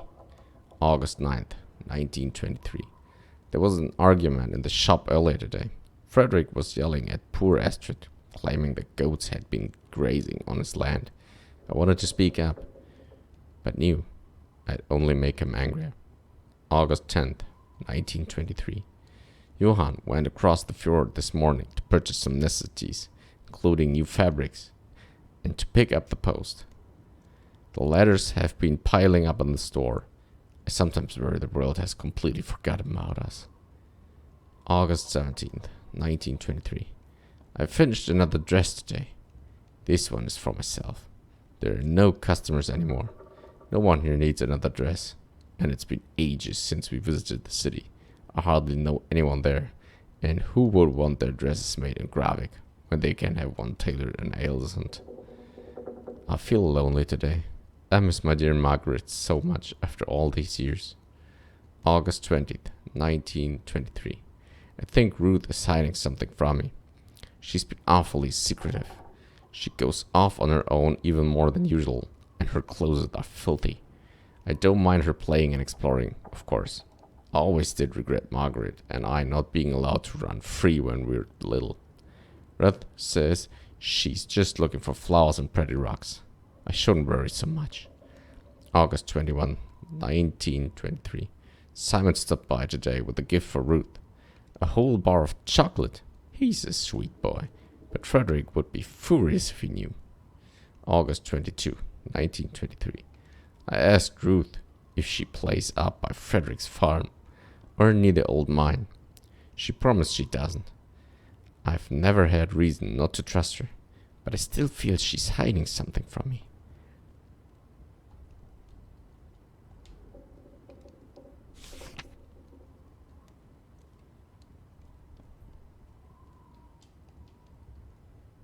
I looked at her drawings while she was out. She's got such an imagination. September 5th, 1923. Received another letter from Mr. Harden. He'll be here in October, as planned. I look forward to having someone else to speak with, if only for a few days. Not that Johan isn't good company, but we have little to converse about outside of our daily routines. There's been no sign of Mr. Harden's sister yet. If she left Aalesund weeks ago, where could she be? She may well have decided to stop along the way. We've heard nothing, but we so rarely speak with anyone outside Gravik these days. I do hope she's alright. I would hate for Mr. Harden to come all this way to no avail. Ruth is still being secretive. I know she's hiding something. One of these days I will follow her. September 9th, 1923. No church service again today. The vicar hasn't been back since the memorial service in July. Johan believes he won't be back and that he has given up on Gravik, like everyone else. I think I'm coming down with a cold. September 15th, 1923. Someone damaged our boat during the night. That's the third one this month. Johan suspects Frederick, of course. I fear something is bubbling to the surface again after all these years. I'm not at all feeling well and spent most of yesterday and today in bed. Ruth was sweet and brought me potato soup and tea with honey and milk. September 18th, 1923. She has left us. Our dearest Ruth is gone. I cannot believe it was Simon's doing. He too is now gone, and with him all hope Gravik had left in it.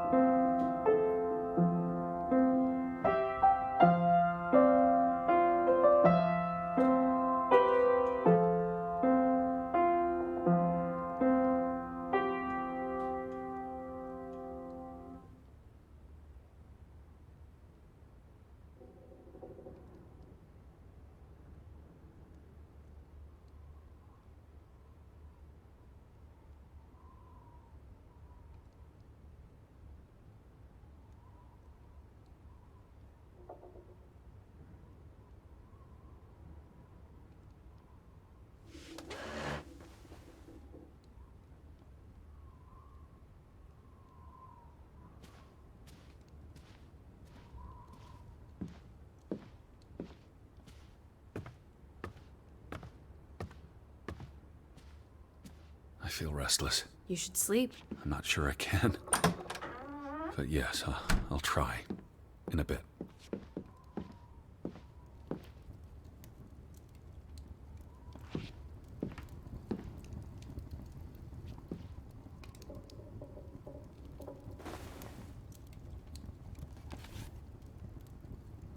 I almost forgot putting this aside when I lit the fire. Wasn't there an inscription inside? Simon. Simon gave that book to Ruth. But who burned it? Johann? Or Anna? If they believed Simon killed her. But they were friendly, right? Simon and Ruth. Before... I imagine so. And we know the sisters were close. I still don't understand why the brothers had a falling out. Whatever drove a wedge between them, it was big.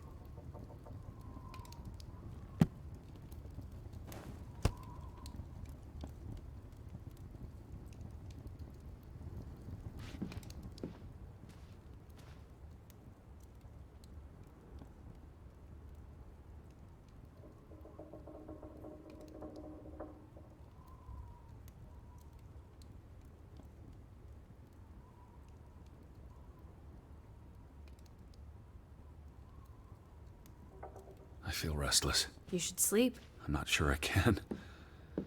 But yes, I'll try. In a bit. It's almost painful to look at this photograph now. Their whole world fell apart. Ugh, I can't bear to think about it. Do you think Simon killed Ruth? It's not important what I think. I don't know what to believe. Sometimes children do monstrous things. Now that we know what happened to Ruth, this empty house is even spookier.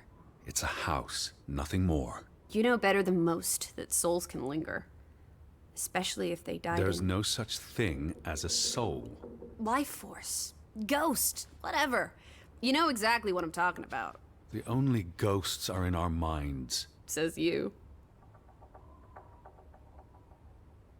The two brothers married twin sisters, Anna and Margaret Taylor. That's the Grovik stave church behind them. All those hopes and dreams, ground to dust by misfortune.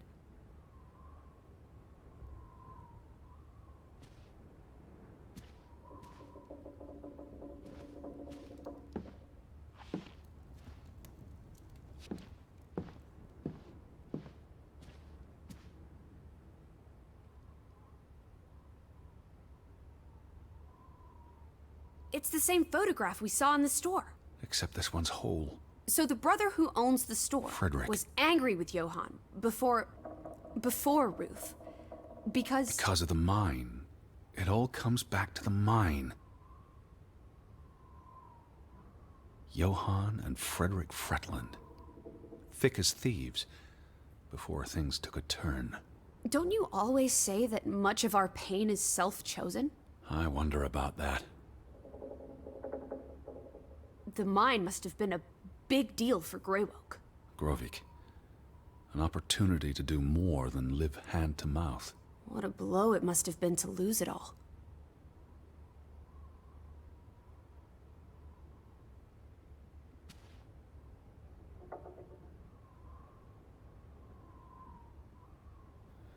These headlines make more sense now. Johann sells his share, and the cave-in occurs shortly thereafter, killing 3 people. Including the younger brother. The investor pulls out, leaving Frederick with the bills. Oh, I feel awful for everyone. Losing a brother, losing the business. There were no happy endings here.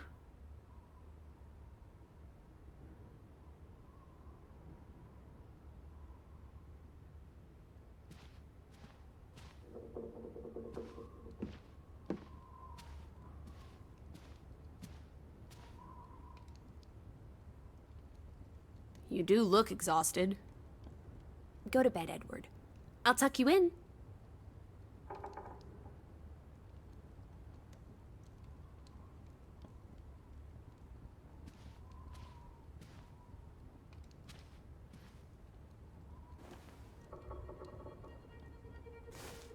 What are you doing?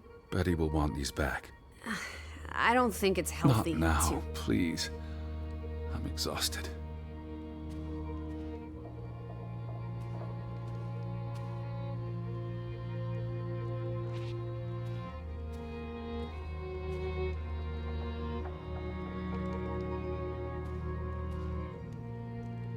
I feel restless. You should sleep. I'm not sure I can. But yes, I'll try. In a bit.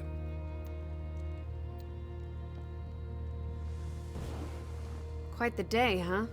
I'm ready to pass out. Where will you sleep? I'll be up for a while. My mind's simply racing. Don't stay up late. Wake me if you hear the Fretlins arriving. Of course. And I'll keep my eyes open for any ghosts that might want to haunt you in your sleep. There are no... Hush now. Sleep.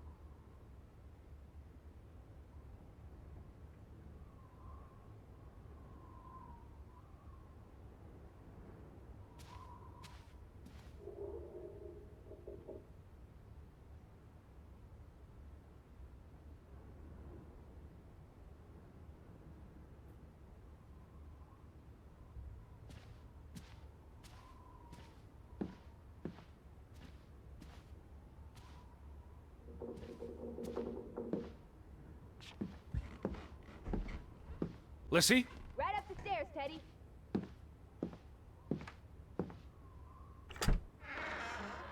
Teddy?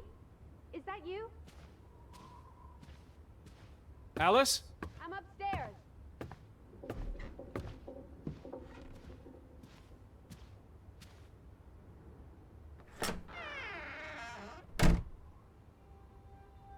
This is her room. Are you paying attention? Ruth. Can you imagine? One moment you're living a perfectly happy life, and then... nothing. Darkness. Forever and ever. Maybe there's something here that can tell us what happened to her. This is a waste of my time. We might be the only ones left to tell her story, Edward. You're just being melodramatic. I'll help you look. There's still no sign of the Fretlins. Maybe they left town after Ruth died. What's the point of this? I should be looking for Betty. I hate you sometimes.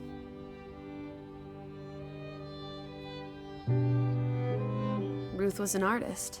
This is very primitive. Have you ever met a child, Edward? She wasn't Monet, she was 8. This must be the village church. That's Ruth and her family on one side of the aisle, Simon and his father on the other. A community divided.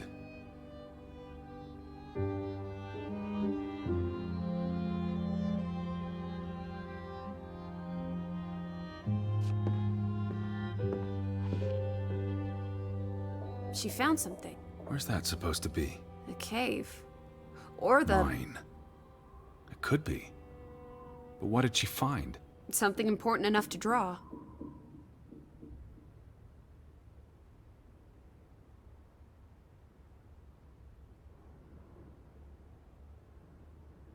That must be Ruth and Simon's fathers.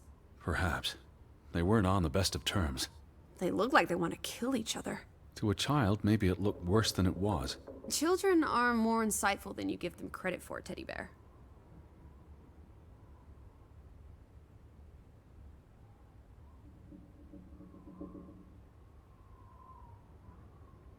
Draugen. Hey, the undead monster from those folk tales you read. What an odd book for a child to have. I don't know. Children love scary stories. This looks interesting. Read some of it to me, please.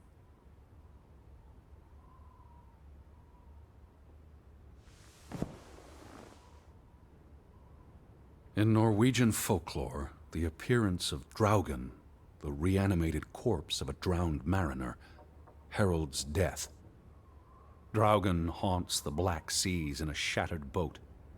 The beast has a man's body and wears a sou'wester, but instead of a head, there is tangled seaweed, and the revenant's chilling cry freezes mortal blood to ice.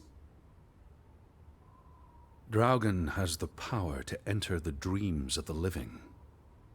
If you wake from such a dream, you have been spared, though someone close to you... That's enough of that. It's nonsense, of course. Not something a child should be reading. Do you think Draugen took our boat? Maybe he's out there, on the fjord, waiting for nightfall so he can return to shore. No. And your soul lacks poetry, Edward Charles Harden. I pity you.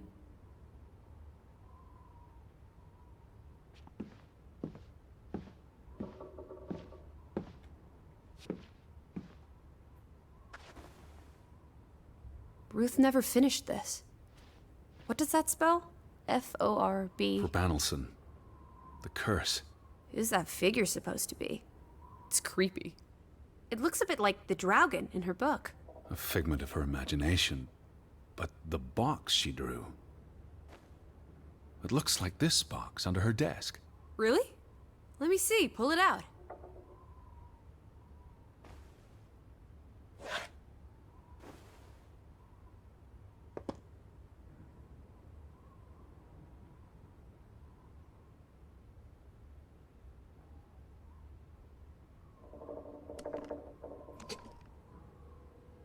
What is this? I believe this might qualify as actual treasure. Is that Norwegian money? Sort of, but ancient. Viking coins. Are they valuable? Not in terms of monetary value, but historically. Well, they belong in a museum. Looks like Ruth had her own private museum.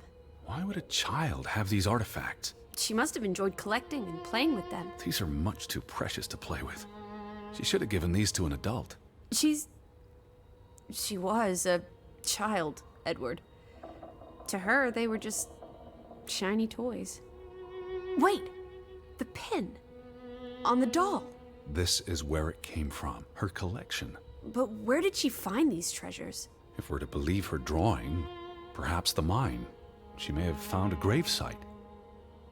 Wherever she found them, she wanted to keep them hidden.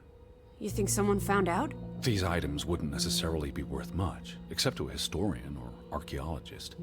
What if this is how... I mean, if someone learned she'd been collecting treasures, they might be willing to do terrible things.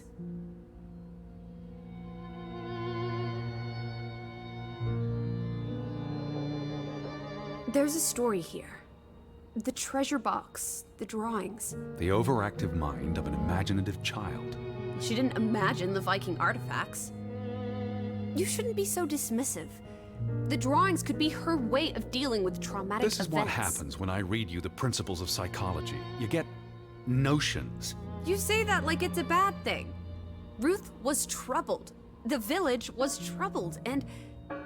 Is that a bell? The church bell. Someone's here. Maybe... Betty. Why would Betty ring the church bell? Perhaps she's in trouble. I need to get to the church right now. Wait, isn't it more likely to be the person you saw the other night? We should be careful. I told you, I'm not sure that was anything. Come on. Go ahead. I'll catch up with you before you get there. I need a minute to think about all of this. Do you see anyone? They must be inside the church.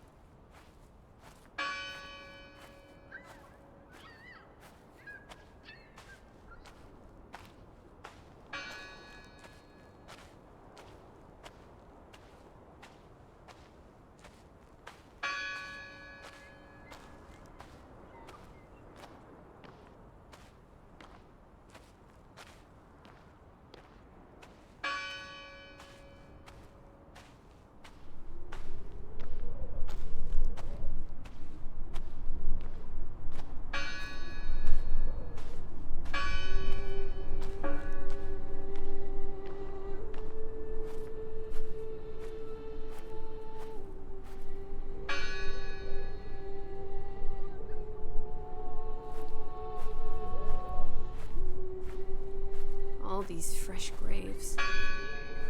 Do you think that maybe No. Betty... I'd know. But You wouldn't understand. Elizabeth and I, we have a bond. God, Edward. Your obsession with her is really starting to grate. The bell's still ringing. Let's check inside the church.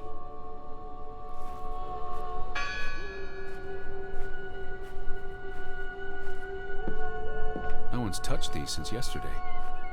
Regardless of how they got past the boards, there's someone in there. Gone fishing? God is not here. Well, of course he isn't. You won't find God in a church. God is the wind in the trees, the grass between your toes, the brook that runs That's through. nature, not God. Who did this? Someone who'd lost their faith. Can you peek through the boards?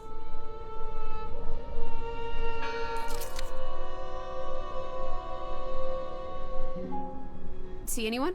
No, Listen! The bell! They're still in there!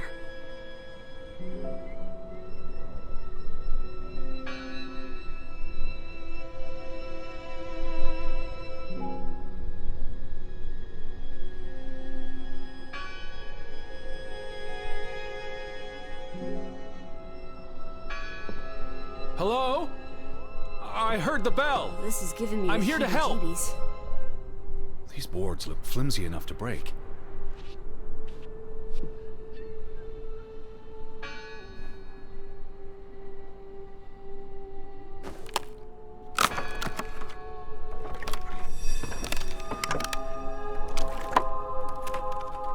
Look at that. The Ethel becomes an Edward. I didn't think you had it in you, old fruit. Be quiet.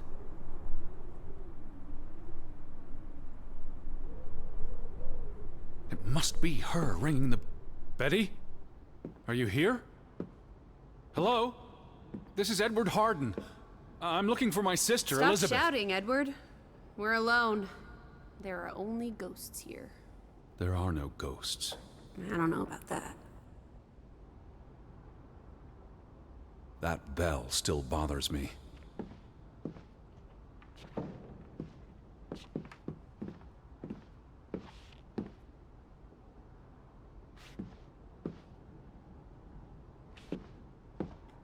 Lissie, look. Betty's gloves. They are definitely Betty's. Oh, for She got Pete's these sake. in Boston before she left for New York. She bought them at Woolworth. I remember the day she... She's here. Where? And why would she leave her clothes lying around? It doesn't make Breadcrumbs. sense. She's sending me a message. She knew I'd recognize her gloves, her hat. She's left a trail for me to follow, like Ariadne's red thread. We're not in a Betty labyrinth. will have left more crumbs. Betty, you're turning into such a pill.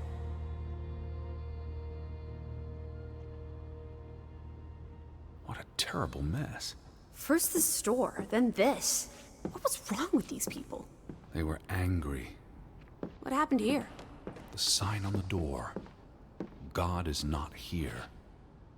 Their faith was challenged, and it didn't survive. I'm no closer to Betty than I was yesterday. Maybe she never made it to Grovik. Don't be ridiculous. Of course she's here. I found her scarf, her hat, and her gloves. I guess. The final dinner. The Last Supper. Who taught you about the New Testament? I pick up on things. Most folks aren't heathens, like you.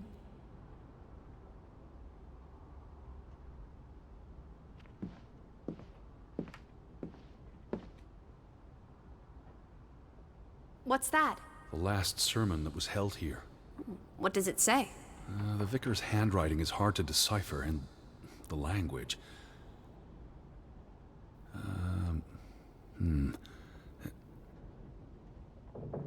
He talks about the village being divided for 20 years. This sermon was held on the anniversary of the accident this past summer. He's asking the congregation To help heal old wounds, to forgive, move on. Something to the effect of, you sit in separate aisles in God's house. Like Ruth's drawing. I told you, she was perceptive. It sounds like Grovik was split in two. Between those who stood by Johann and those who supported Frederick.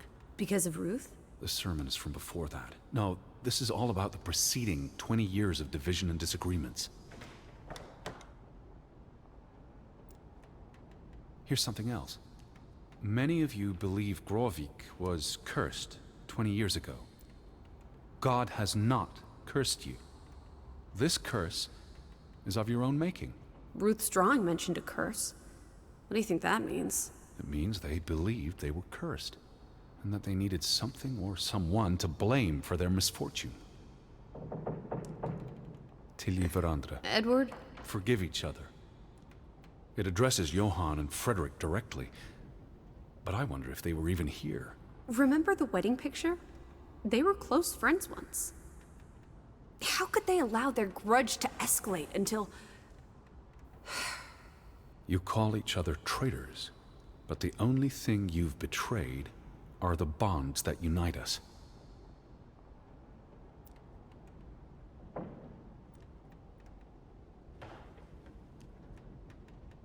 What are you doing? We're in a church. I thought you didn't believe in God. I do believe in civility.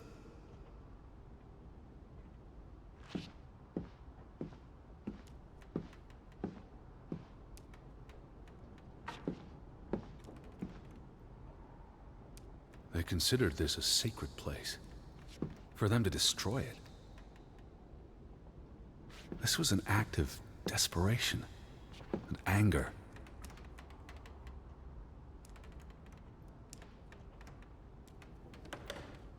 I've never seen you read the Bible before. I've read the Bible many times. It's an important historical document.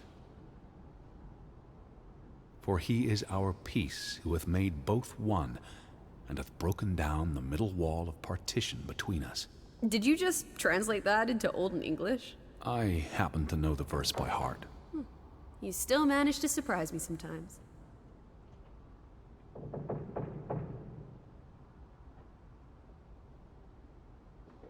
Jesus looks sad. What reason would Jesus have to be happy? Don't be blasphemous. Given that this is all fiction, blasphemy is a contradiction. Heretic.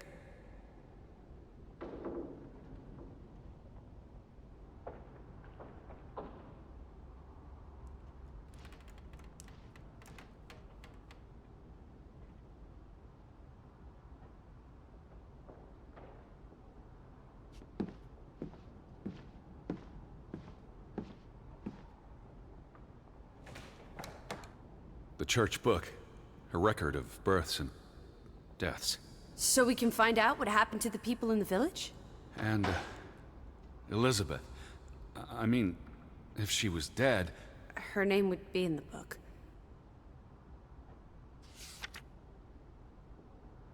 Vandals. They tore it to pieces. I don't think the missing pages left the church. Look.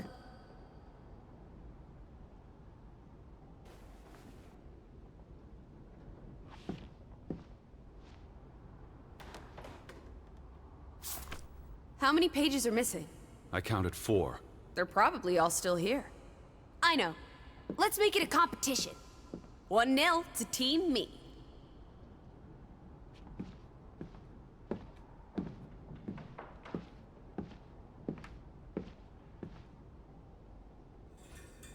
I wanted you to find that one. I know what a rotten loser you are.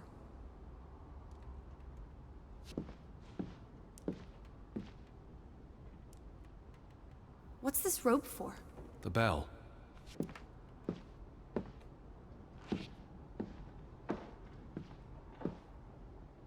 Found another one. You get it. It's right here.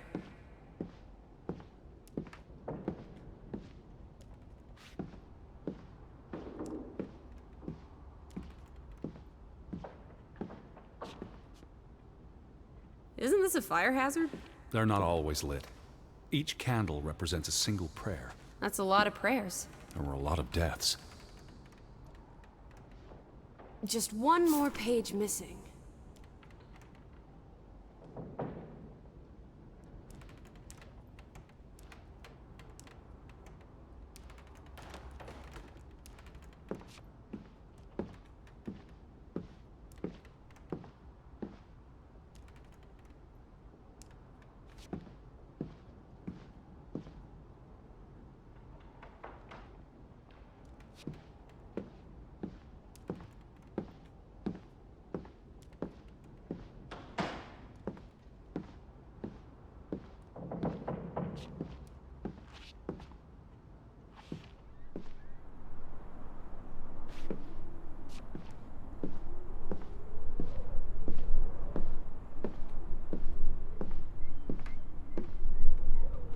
Where are you going?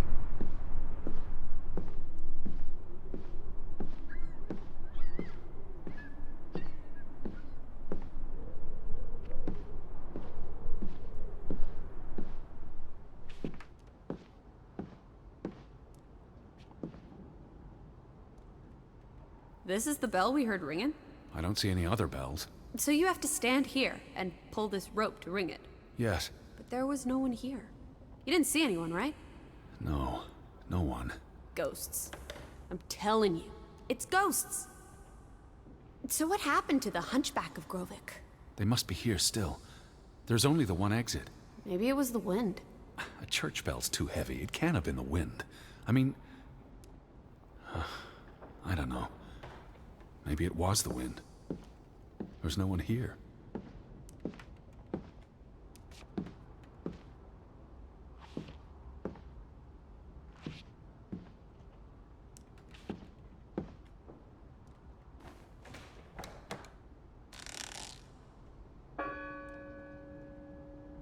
I don't like that sound. Please stop.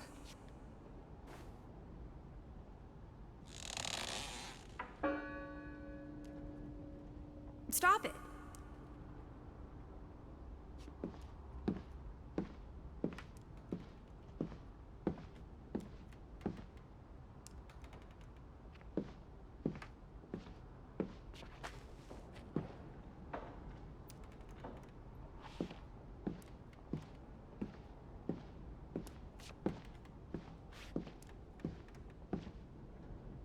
We need to find all the pages.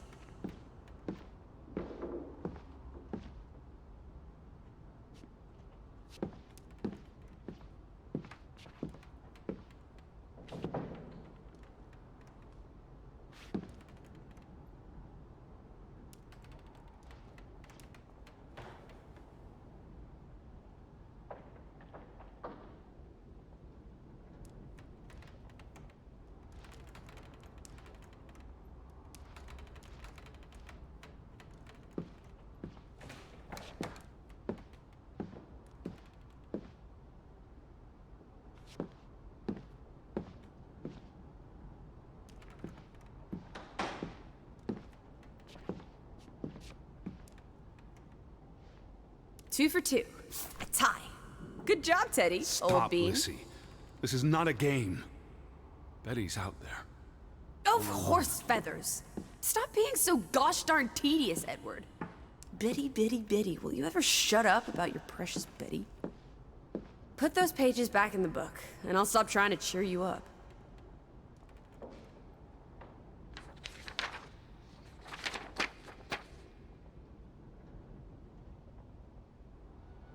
This book goes back years. It lists births and deaths. Here's the third Fretland brother. The one who died in a cave-in. Someone added the word for Banelson, probably quite recently. What does that mean again? Curse. That word is all over this book. Not just the men who died in the mine, but other deaths in the last 20 years. Ruth's drawing and the sermon both mentioned a curse. What do you think it means? I don't know. There were surprisingly few births. Perhaps they blame that on the curse as well.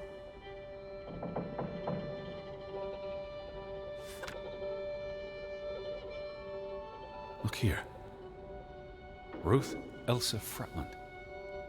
She was buried in the cemetery. And the next entry, Simon Fretland. Now this is interesting. Simon is dead? Oh, that's dreadful. He drowned the day after Ruth died. Probably no coincidence. See what's scribbled next to it? Mord? Murder. Who killed him? Ruth's father? Or the mob that trashed the store? It doesn't say. After the children, a half-dozen deaths in a single week. The curse. It's listed as the cause for every single death. Maybe there really was a curse. Primitive superstition. But something changed after Ruth and Simon. It might explain why there's no one around. Edward, if it killed everyone, how's that not a curse? What does that word say? Next to those names at the bottom. Traitor.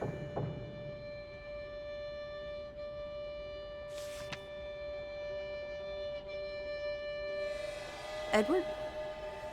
What's wrong? The final entry. There's no name. Alice, what if... Oh, Edward, no. Betty, It doesn't mean she's... she's not dead. She can't be. I'd know. Teddy. I need to see the grave for myself. It's not Betty. Betty's still alive. Teddy? Where are you going? Don't leave me! Edward!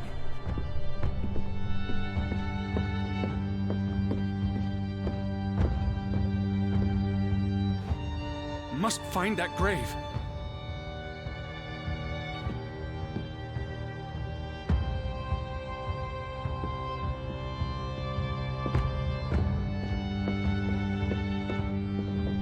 You better not be here, Betty. I'll never forgive you. Where is it? I don't see it. They all look the same.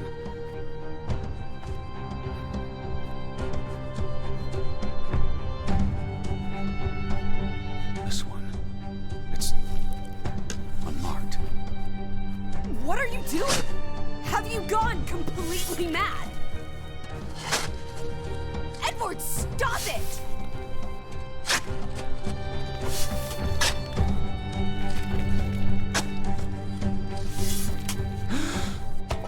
Thank God. It's not her. It's not Betty. It's not her. Oh, Edward. What have you done? It's not Elizabeth. I was so afraid. You're a monster. But I had to be sure. If Betty... To hell with your Betty! When did she ever shed a tear for you? Don't talk about my baby sister like Or what? Or what, Edward? What will you do? Ignore us? Banish us? You've spent your entire life chasing her. When are you going to do something useful with what's left of it? Quiet! Just... leave me be! Fine. Lissie? Alice? Come back! Don't leave me alone! Please! Come back! I need you.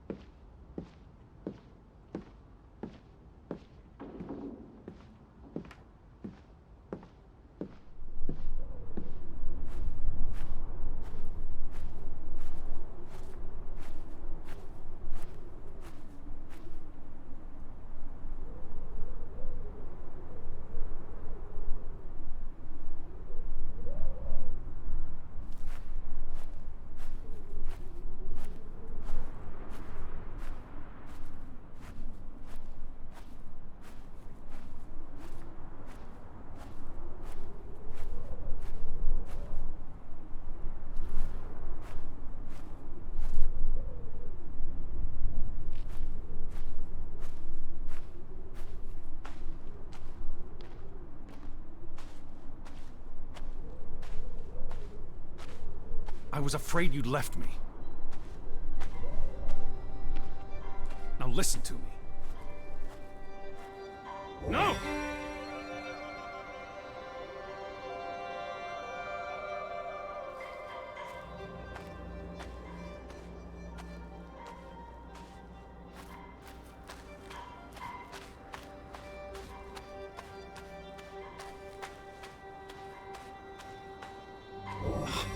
Lissie.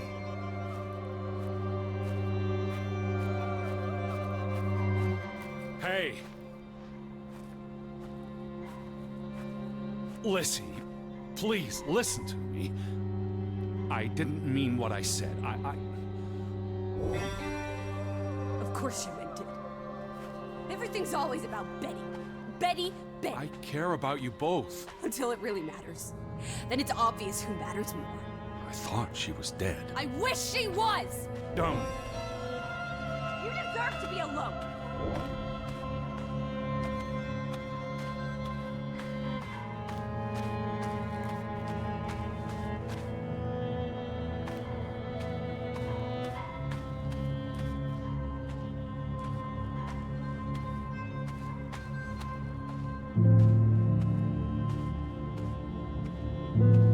Please, talk to me. What's there to talk about? You can't keep running away from me. You think you own me? That you control me? That you get to decide how I feel and what I do every minute of every day? That I'm your puppet, your little plaything? Well, fuck you, Edward Charles Harden! I never should have come here with you on this pointless chase! Now, be reasonable.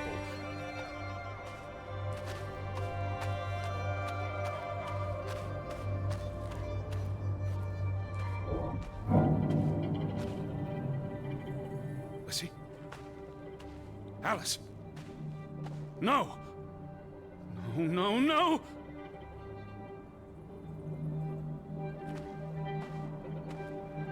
What are you doing? What I should have done years ago. Maybe now you'll learn to appreciate us. Now listen to me. Please, listen. Hear me out. Don't do this. You can't do this to me. I need you.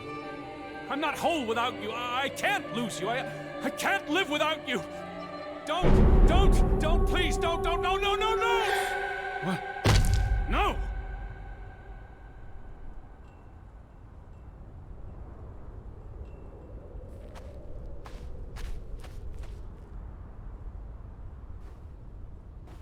Oh, Alice.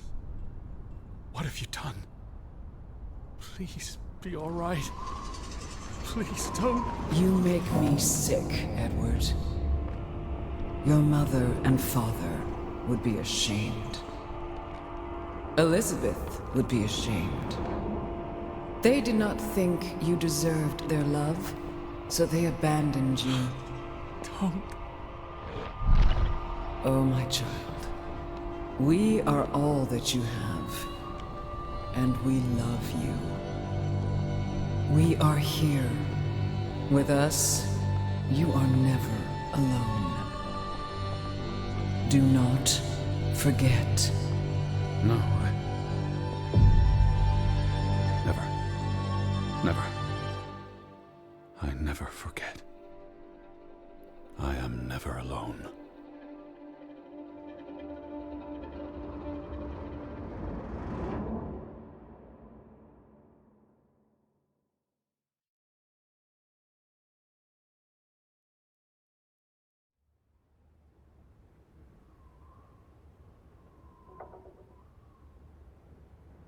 Wake up, Edward.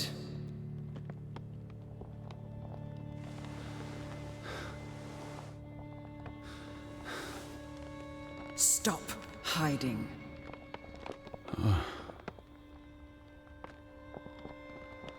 Without us, you are nothing. You cannot hide from us. Where's Lissie? Alice is not here. Bring her back. Please. I need her. Alice does not love Elizabeth like you do. She loves me. Not like I do, Edward. I'm so tired. please. What do you want? I think of you so often. You have no idea. You just want me to forgive you so that we can keep looking for your precious, perfect Betty. She needs us. She never needed you, Teddy Bear. And she certainly doesn't need us. I can't find her on my own. Well, it's just too bad, my darling Edward. Because we're done playing second fiddle to little sis. Wait, don't go. I'm talking to you, Lissie. Oh.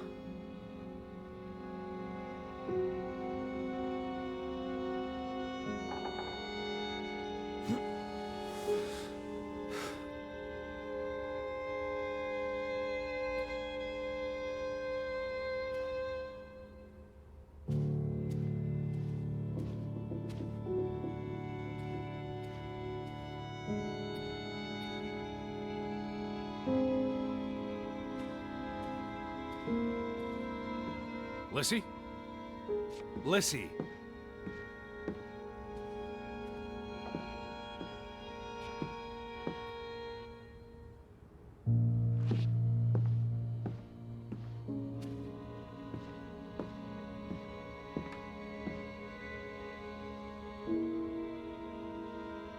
Listen. Please. Lissie? You can't keep vanishing on me.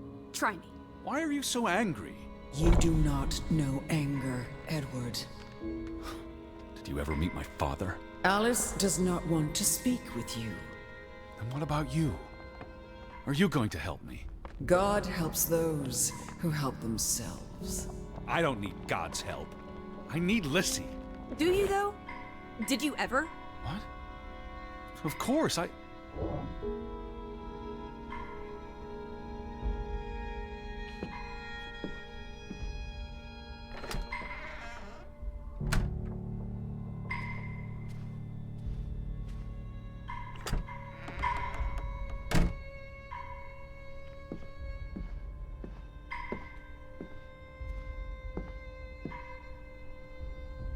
Alice, don't go. Hear me out. I depend on you both. You can never depend on other people, Edward. I'm not sure you count as other people. Everyone leaves, one way or another. You don't. You can't. Is that a challenge? Stop playing games. Are you ordering me, Teddy Bear? I'm asking you. Didn't your father always tell you to stand up for yourself? To be a real man and not a sissy? Maybe that's why he put the gun to his head and pulled the trigger. Kaboom! He was so disappointed about what his only son had turned into. You're a monster. Takes one to know one. Old fruit.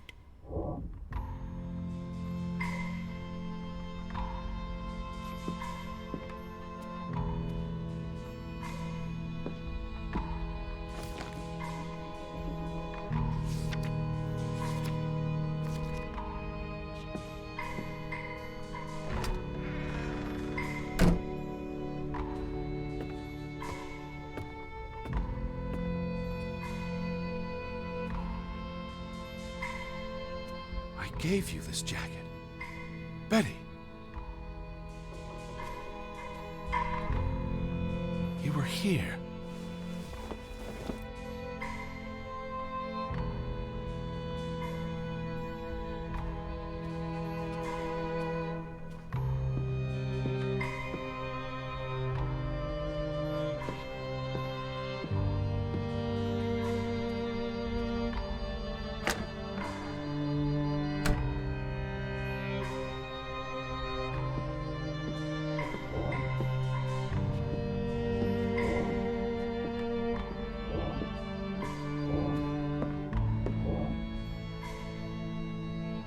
Lissie, I'm tired of chasing you. Alice, be reasonable. I'm trying to talk to you. Lissie, look. Her jacket. I'm sure it wasn't here yesterday, which Jesus means Christ, Betty was Teddy. here. Perhaps when we were out yesterday. Betty She must Bit. have... Betty, Betty, Betty, Betty. You love Betty more than you love us. But don't you see? What has Betty done that we haven't? What can she do that we cannot? We've always been there for you. Why do you keep looking for her? She's real. You're not. So? What? You decide what is real. We are real to you. It will never be the same.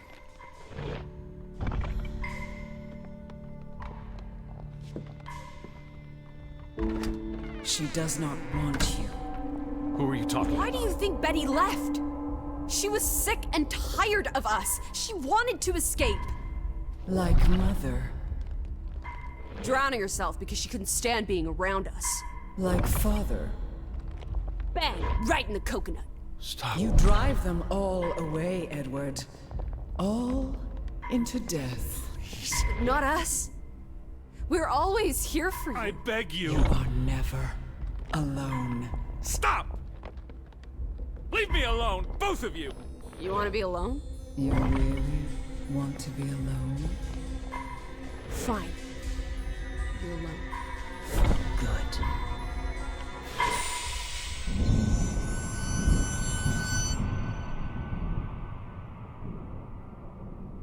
Lissie. Come back. Please.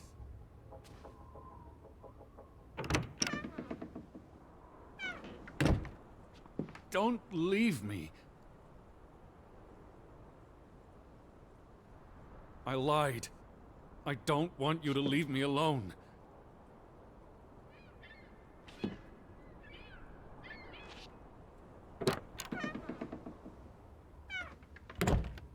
I don't want to be alone.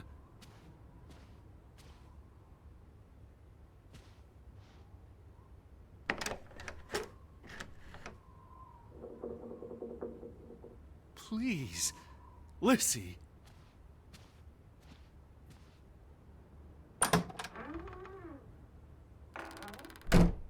I need you.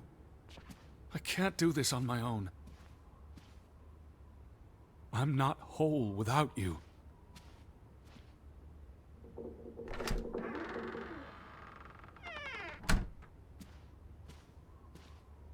Please, please.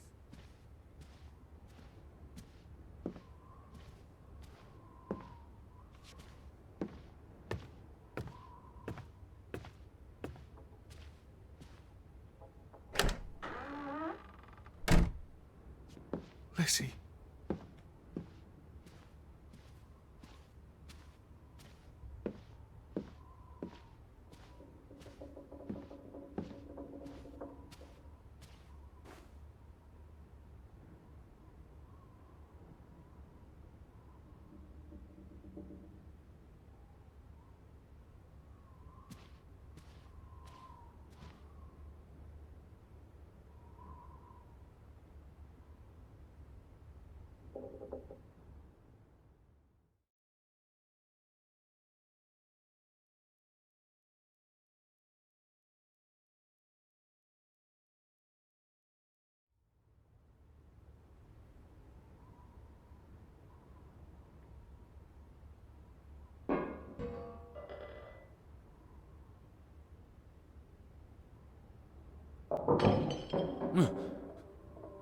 Betty? Elizabeth? Is that you?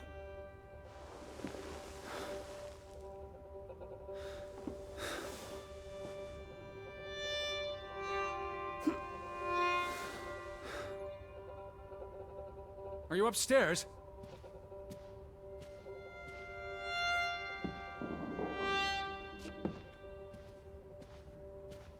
Betty, I'm coming.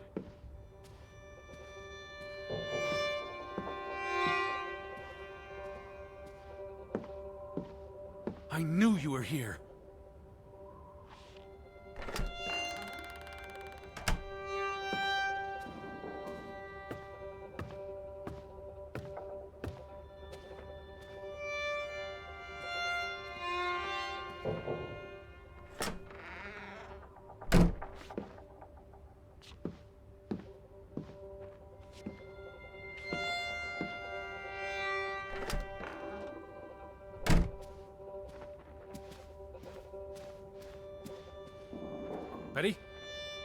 Betty!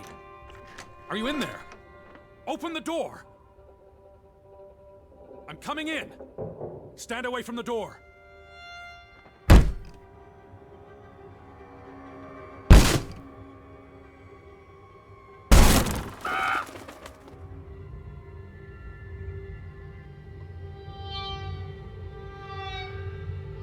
Betty? No! No, no, no, no, no! Oh. Oh, thank you. Thank you. I thought it was you, Betty. But who? Anna.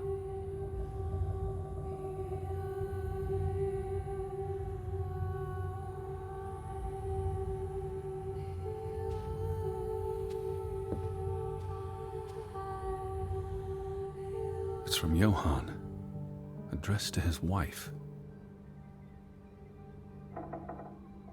Did you notice the handwriting, Betty? He was clearly distraught. Knock ere knock. Enough is enough. After decades of strife, I pray that God will... Tilly, forgive me. I am tired of secrets. For 20 years I've kept my silence about our discovery, but my silence has only led to misfortune, and my cowardice has only led to death. I will make Frederick pay for what he has done to us, for what they have done to our Ruth. When it is over, I will let the ocean take me to you and Ruth. May God forgive me. Anna was already dead when he wrote this. He had no one else to confess to. What now, Betty? Johann went to confront his brother, probably at Frederick's farm. And then?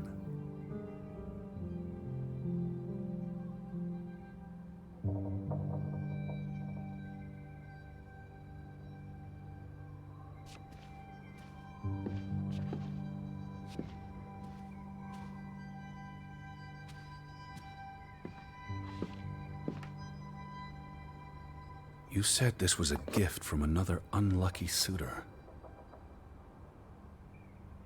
It was precious to you. You wouldn't have left it here unless... a signpost. A breadcrumb.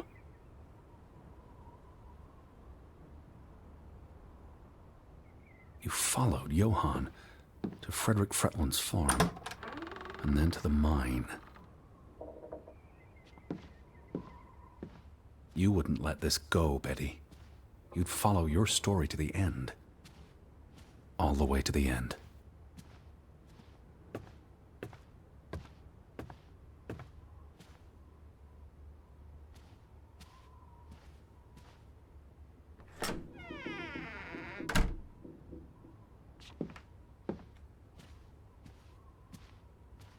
Did you go to the mine, Betty? Is that what you're trying to tell me?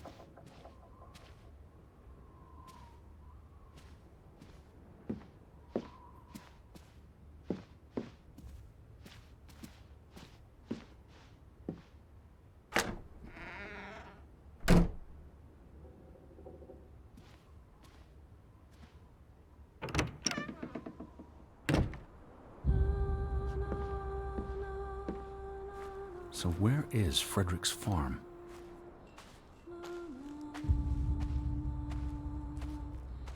The gate. Frederick's warning. The path leads to his farm. The farm is on the way to the mine, isn't that so, Betty?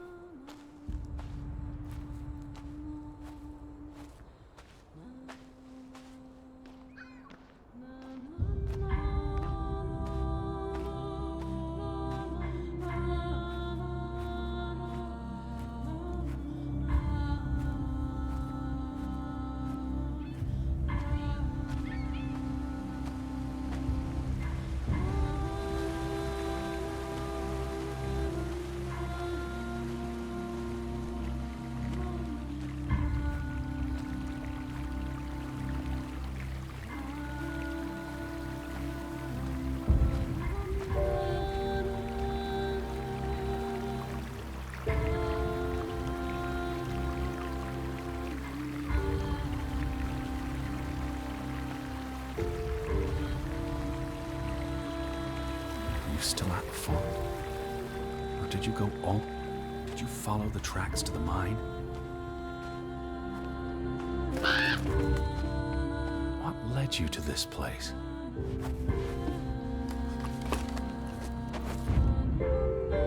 All these fragments. You'd piece them together into a story, wouldn't you, Betty? So, what do we know?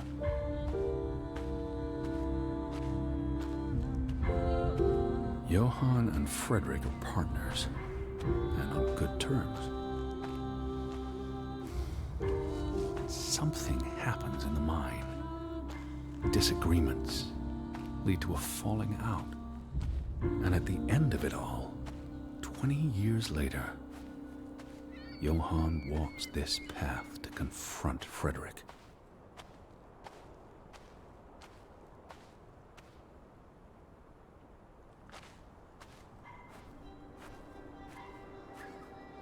Was this your doing, Johann? Did you burn your brother's farm to the ground? And where were you, Betty? Did you witness their fall?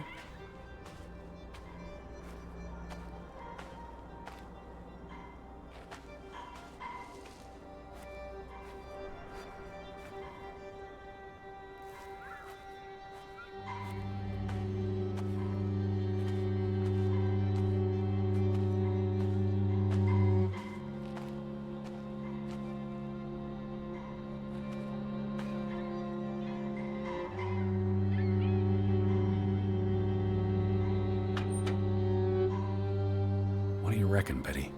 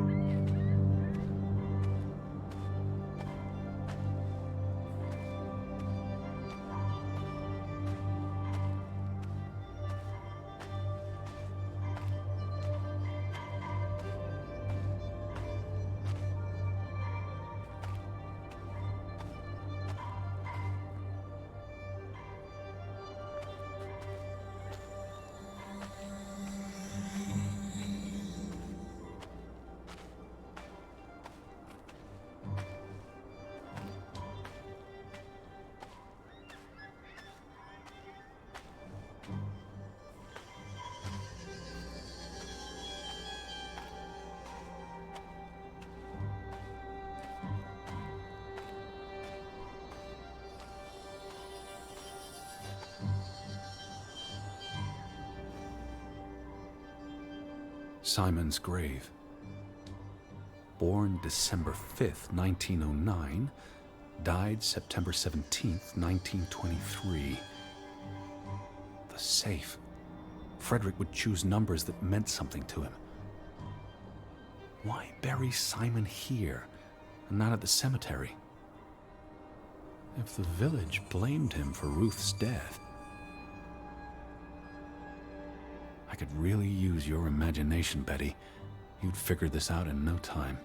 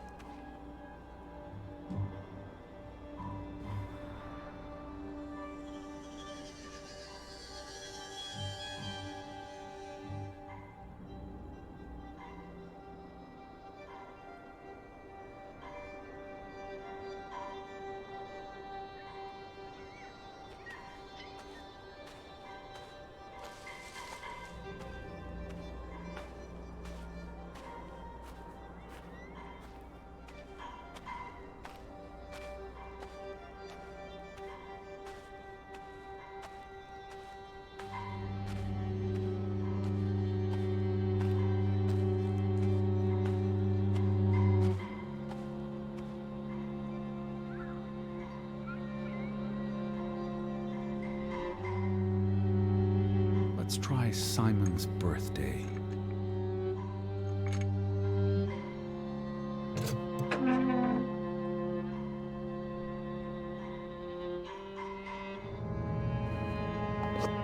Another Viking artifact, Betty.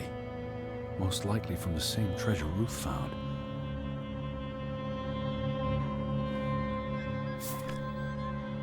Postmarked in Boston. That's a curious coincidence. Dear Frederick, I hope this letter, it's in English, Betty. Hope this letter finds you and the boy in good health. We're concerned about you both. No word from you for almost 2 years now. All of us still heartbroken about Margaret's passing. We know things have been difficult for you and Simon.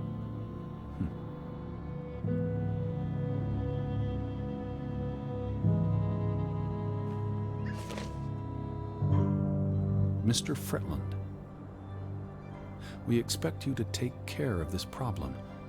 If the discovery is made public, the authorities will intervene and the mine will be shut down.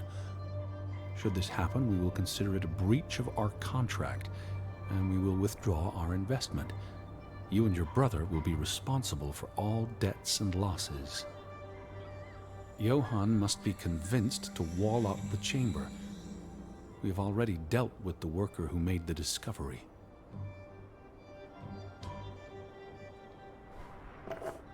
The Fretland Mining Company. I wonder what this unlocks. You went to the mine. I hope our guardian angel watched over you.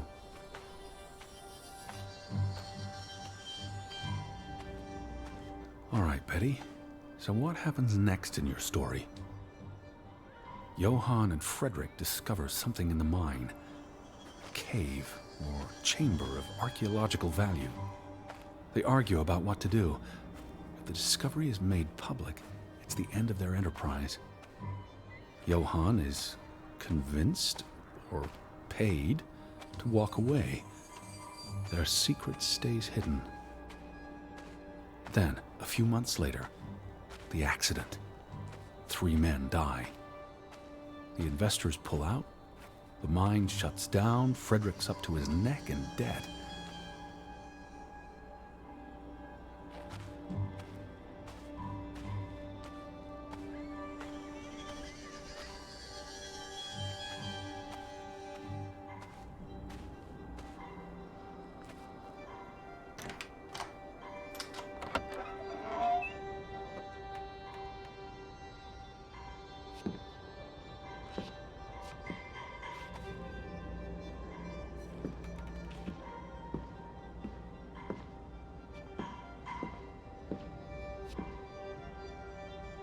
Cursed mine in Grovik.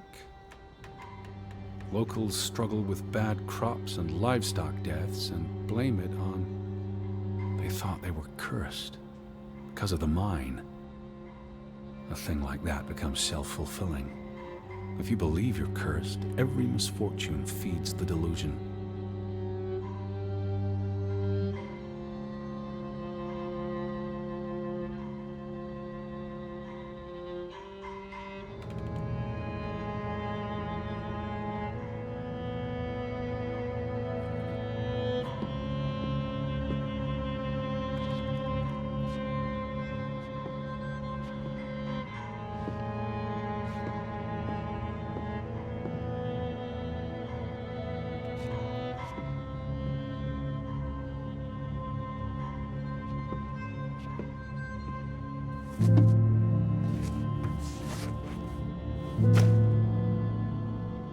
So, 20 years pass. The Fretland feud tears the village apart, setting neighbor against neighbor. And then, Ruth stumbles across the secret in the mine. After all this time, the truth may finally come to light, but she dies. And the day after, Simon is murdered. It's a catalyst. Old grievances resurface. No matter who you stand with, you're a traitor. Things escalate. More people die. From disease, despair, suicides, murder.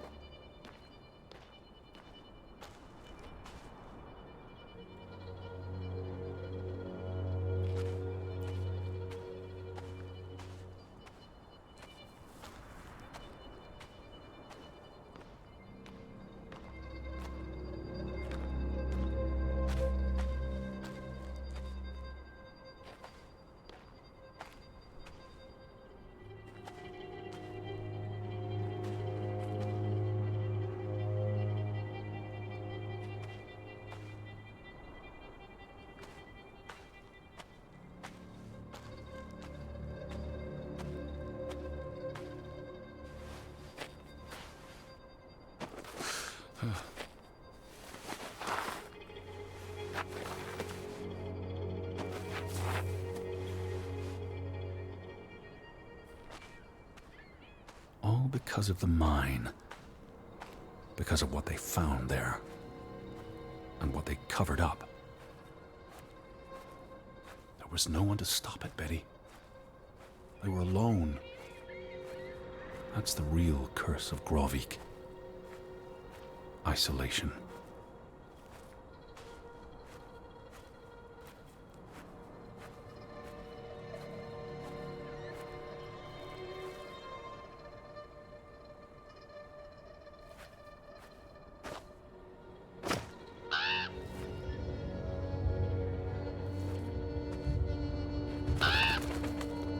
This place is cursed.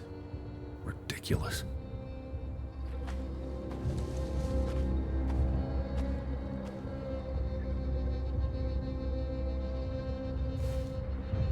Ruth was here the day she fell. Something spooked her, and then she ran all the way to the cliff where... Do you know what happened, Betty? Did you witness it?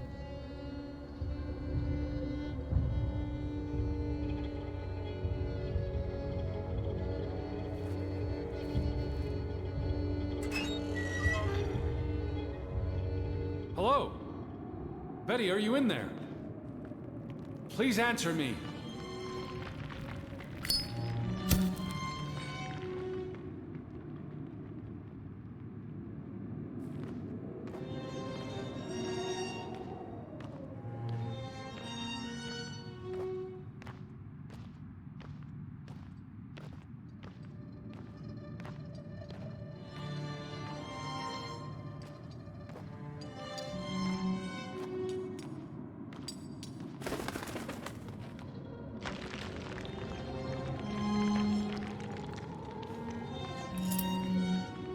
Betty, this is Mother's brooch.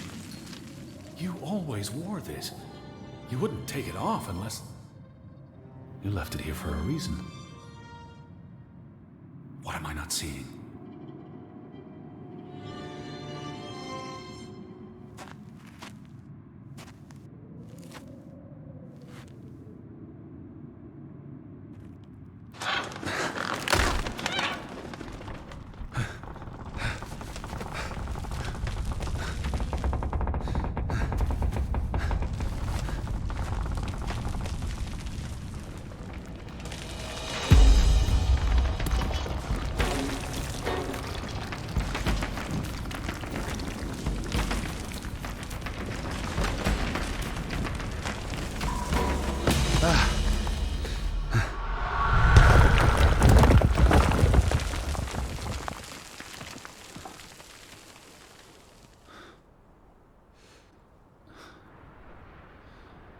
Edward! Edward! Betty? Elizabeth? Is that you? Edward? Where are you? I'm on my way, Betty. Wait for me.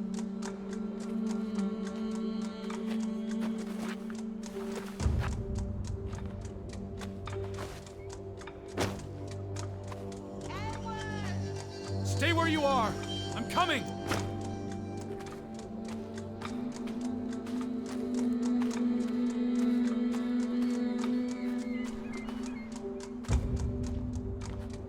Edward! Edward! I'm here, Betty. Where are you? It's Edward. I'm on my way.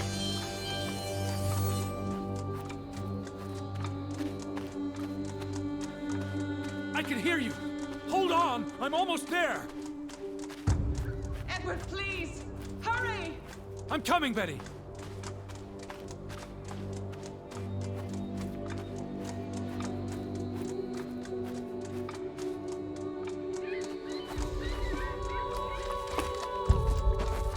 Edward! I'm almost there.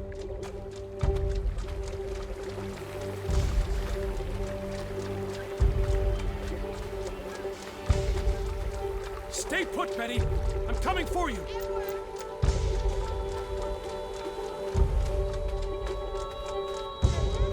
Just stay put.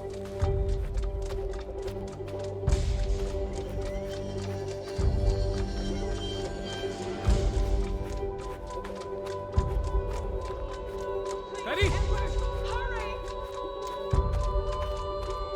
Oh, Edward, hurry! I'm coming.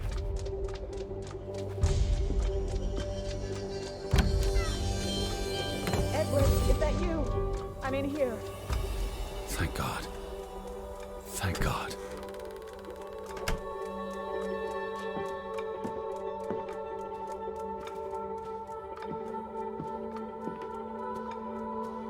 Elizabeth, there you are. Finally. You have no idea how long I've been looking for you. You had me so worried. I...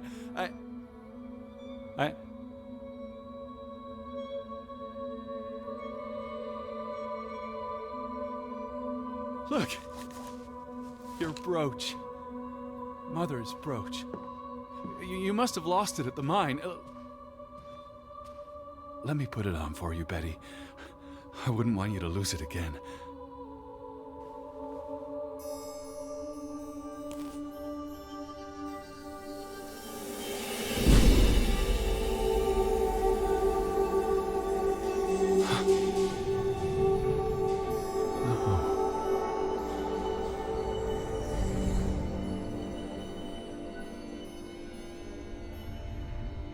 She's been dead for 30 years, Edward.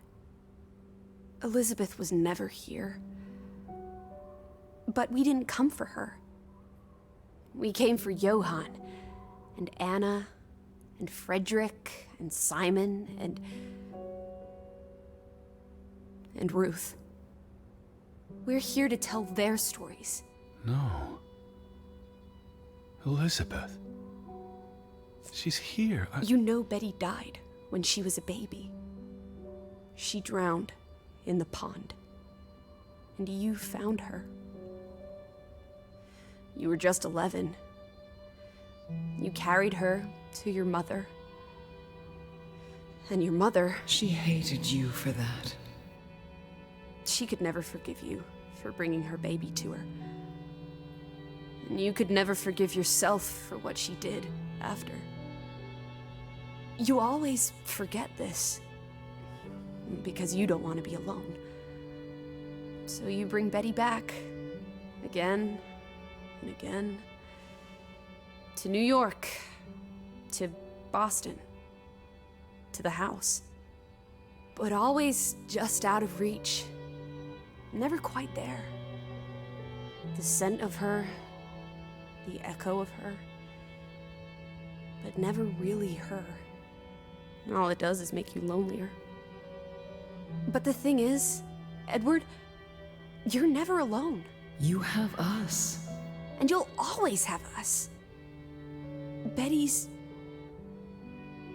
She was never there for you. She couldn't be. You can't lose us. We're a part of you. Forever. And ever. And ever. But you need to let Betty go now. There's not room for all of us in there. I couldn't save you, Elizabeth. I'm so sorry.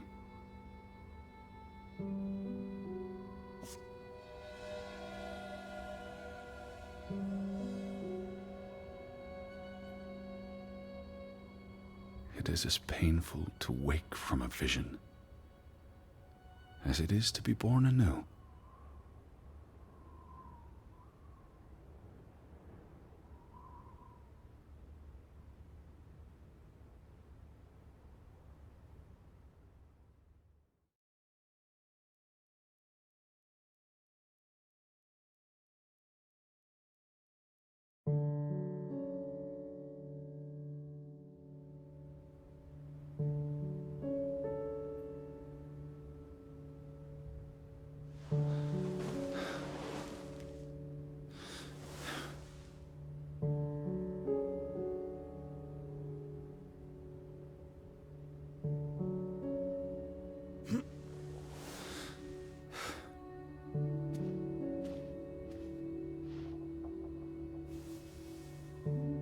Goodbye, Betty.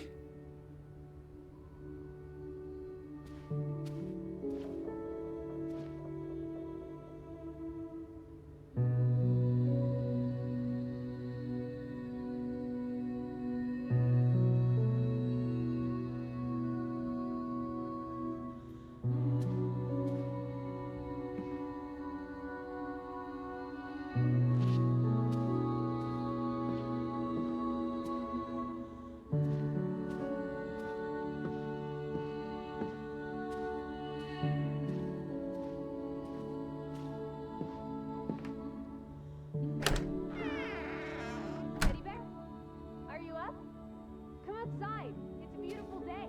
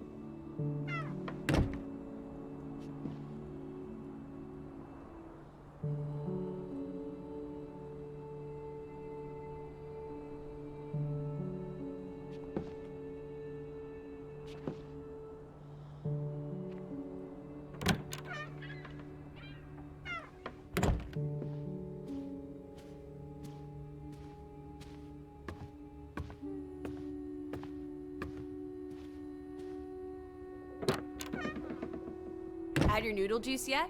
I might be weaned off the stuff. Boo. Don't lose your taste for tea, old fruit. It keeps you human. We have unfinished business. We do? The final piece of the puzzle. Ruth. Come on. Let's go back to where it started. We have an appointment with a ghost.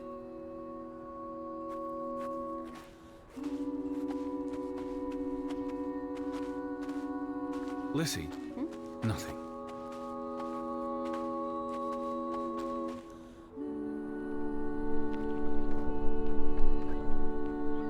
Such an amazing view, isn't it? And the air. Ugh. That sure is something. Why did we come here, Teddy? To Grovik? Well...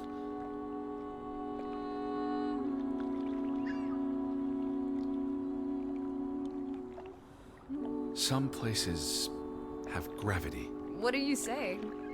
Gravewick's gravity pulled us across the Atlantic Ocean? Grovik? No, I'm not saying that. That's irrational. But you believe it, don't you? That we were summoned to tell their story.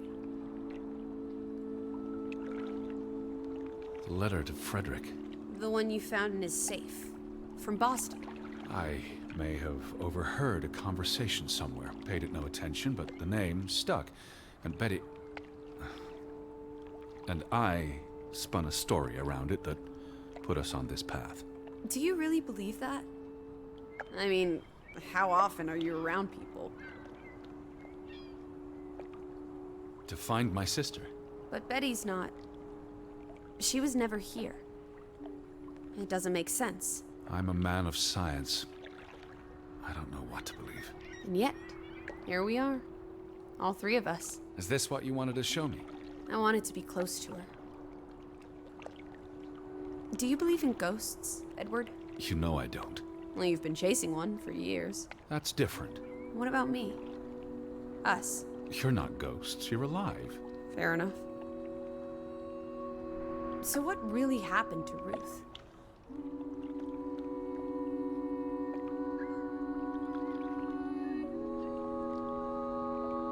I believe it was an accident. How? What happened? Your guess is as good as mine.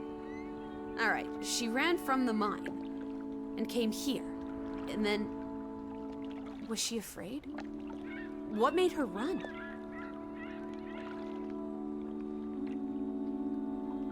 Something spooked her. And she panicked. So she ran here. Why not home? She couldn't go home. Or she didn't want to. She felt safe here. This was her happy place. And then... if only Ruth had wings, like an angel, she could have flown straight to heaven. I hope she's at peace. And with God. Do you think that's where everyone's gone?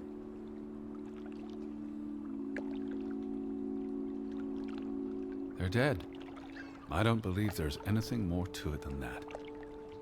But there's comfort in oblivion, and we won't be alone. We'll never know what happened to everyone in Grovik. We tried our best. We'll remember them. All of them. Maybe that will give them some peace in oblivion. Could this be your book, Edward? The one you've been wanting to write? A story about people who are isolated, left behind by the world. You can give them all a proper ending, with no annoying loose threads. Edward, is that... A boat? But how? Who cares? Let's catch it before it sets out on another adventure. I don't understand how this can be. Draugen got tired of sailing around in it and brought it back to us. It must have been the wind. Whatever helps you sleep at night, teddy bear. Let's blouse, while the weather's still good. I need my suitcase. So get a wiggle on, old boy. I'm going to say my goodbyes to all the things. I don't think we'll be back. Meet you at the house. My goodness. Righty-ho. No rush. We have all day.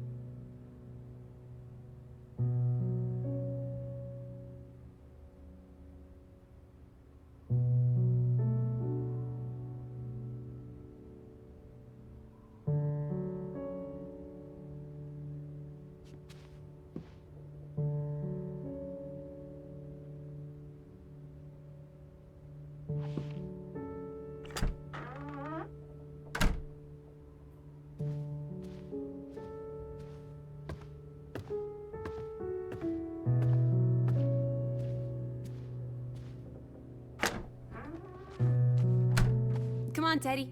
Pack your things. I'll meet you by the boat. Do you never sit still? Don't be a wet blanket. Let's make like the wind and get out of here.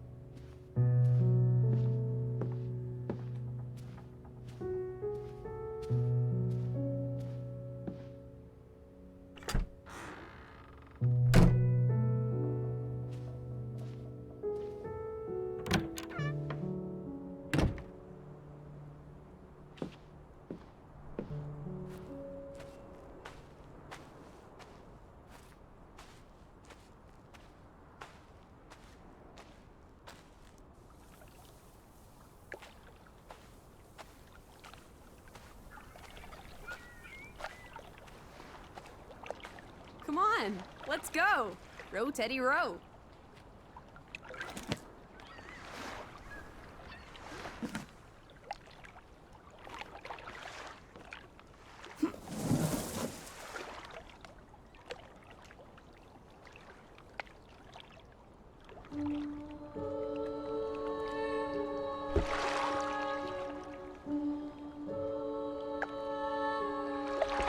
The water's still cold. It's a fjord, Lissie, and it's almost winter. There'll be snow when we get back to Hanover. The house will be warm. Are we going to be all right, Edward? I think so.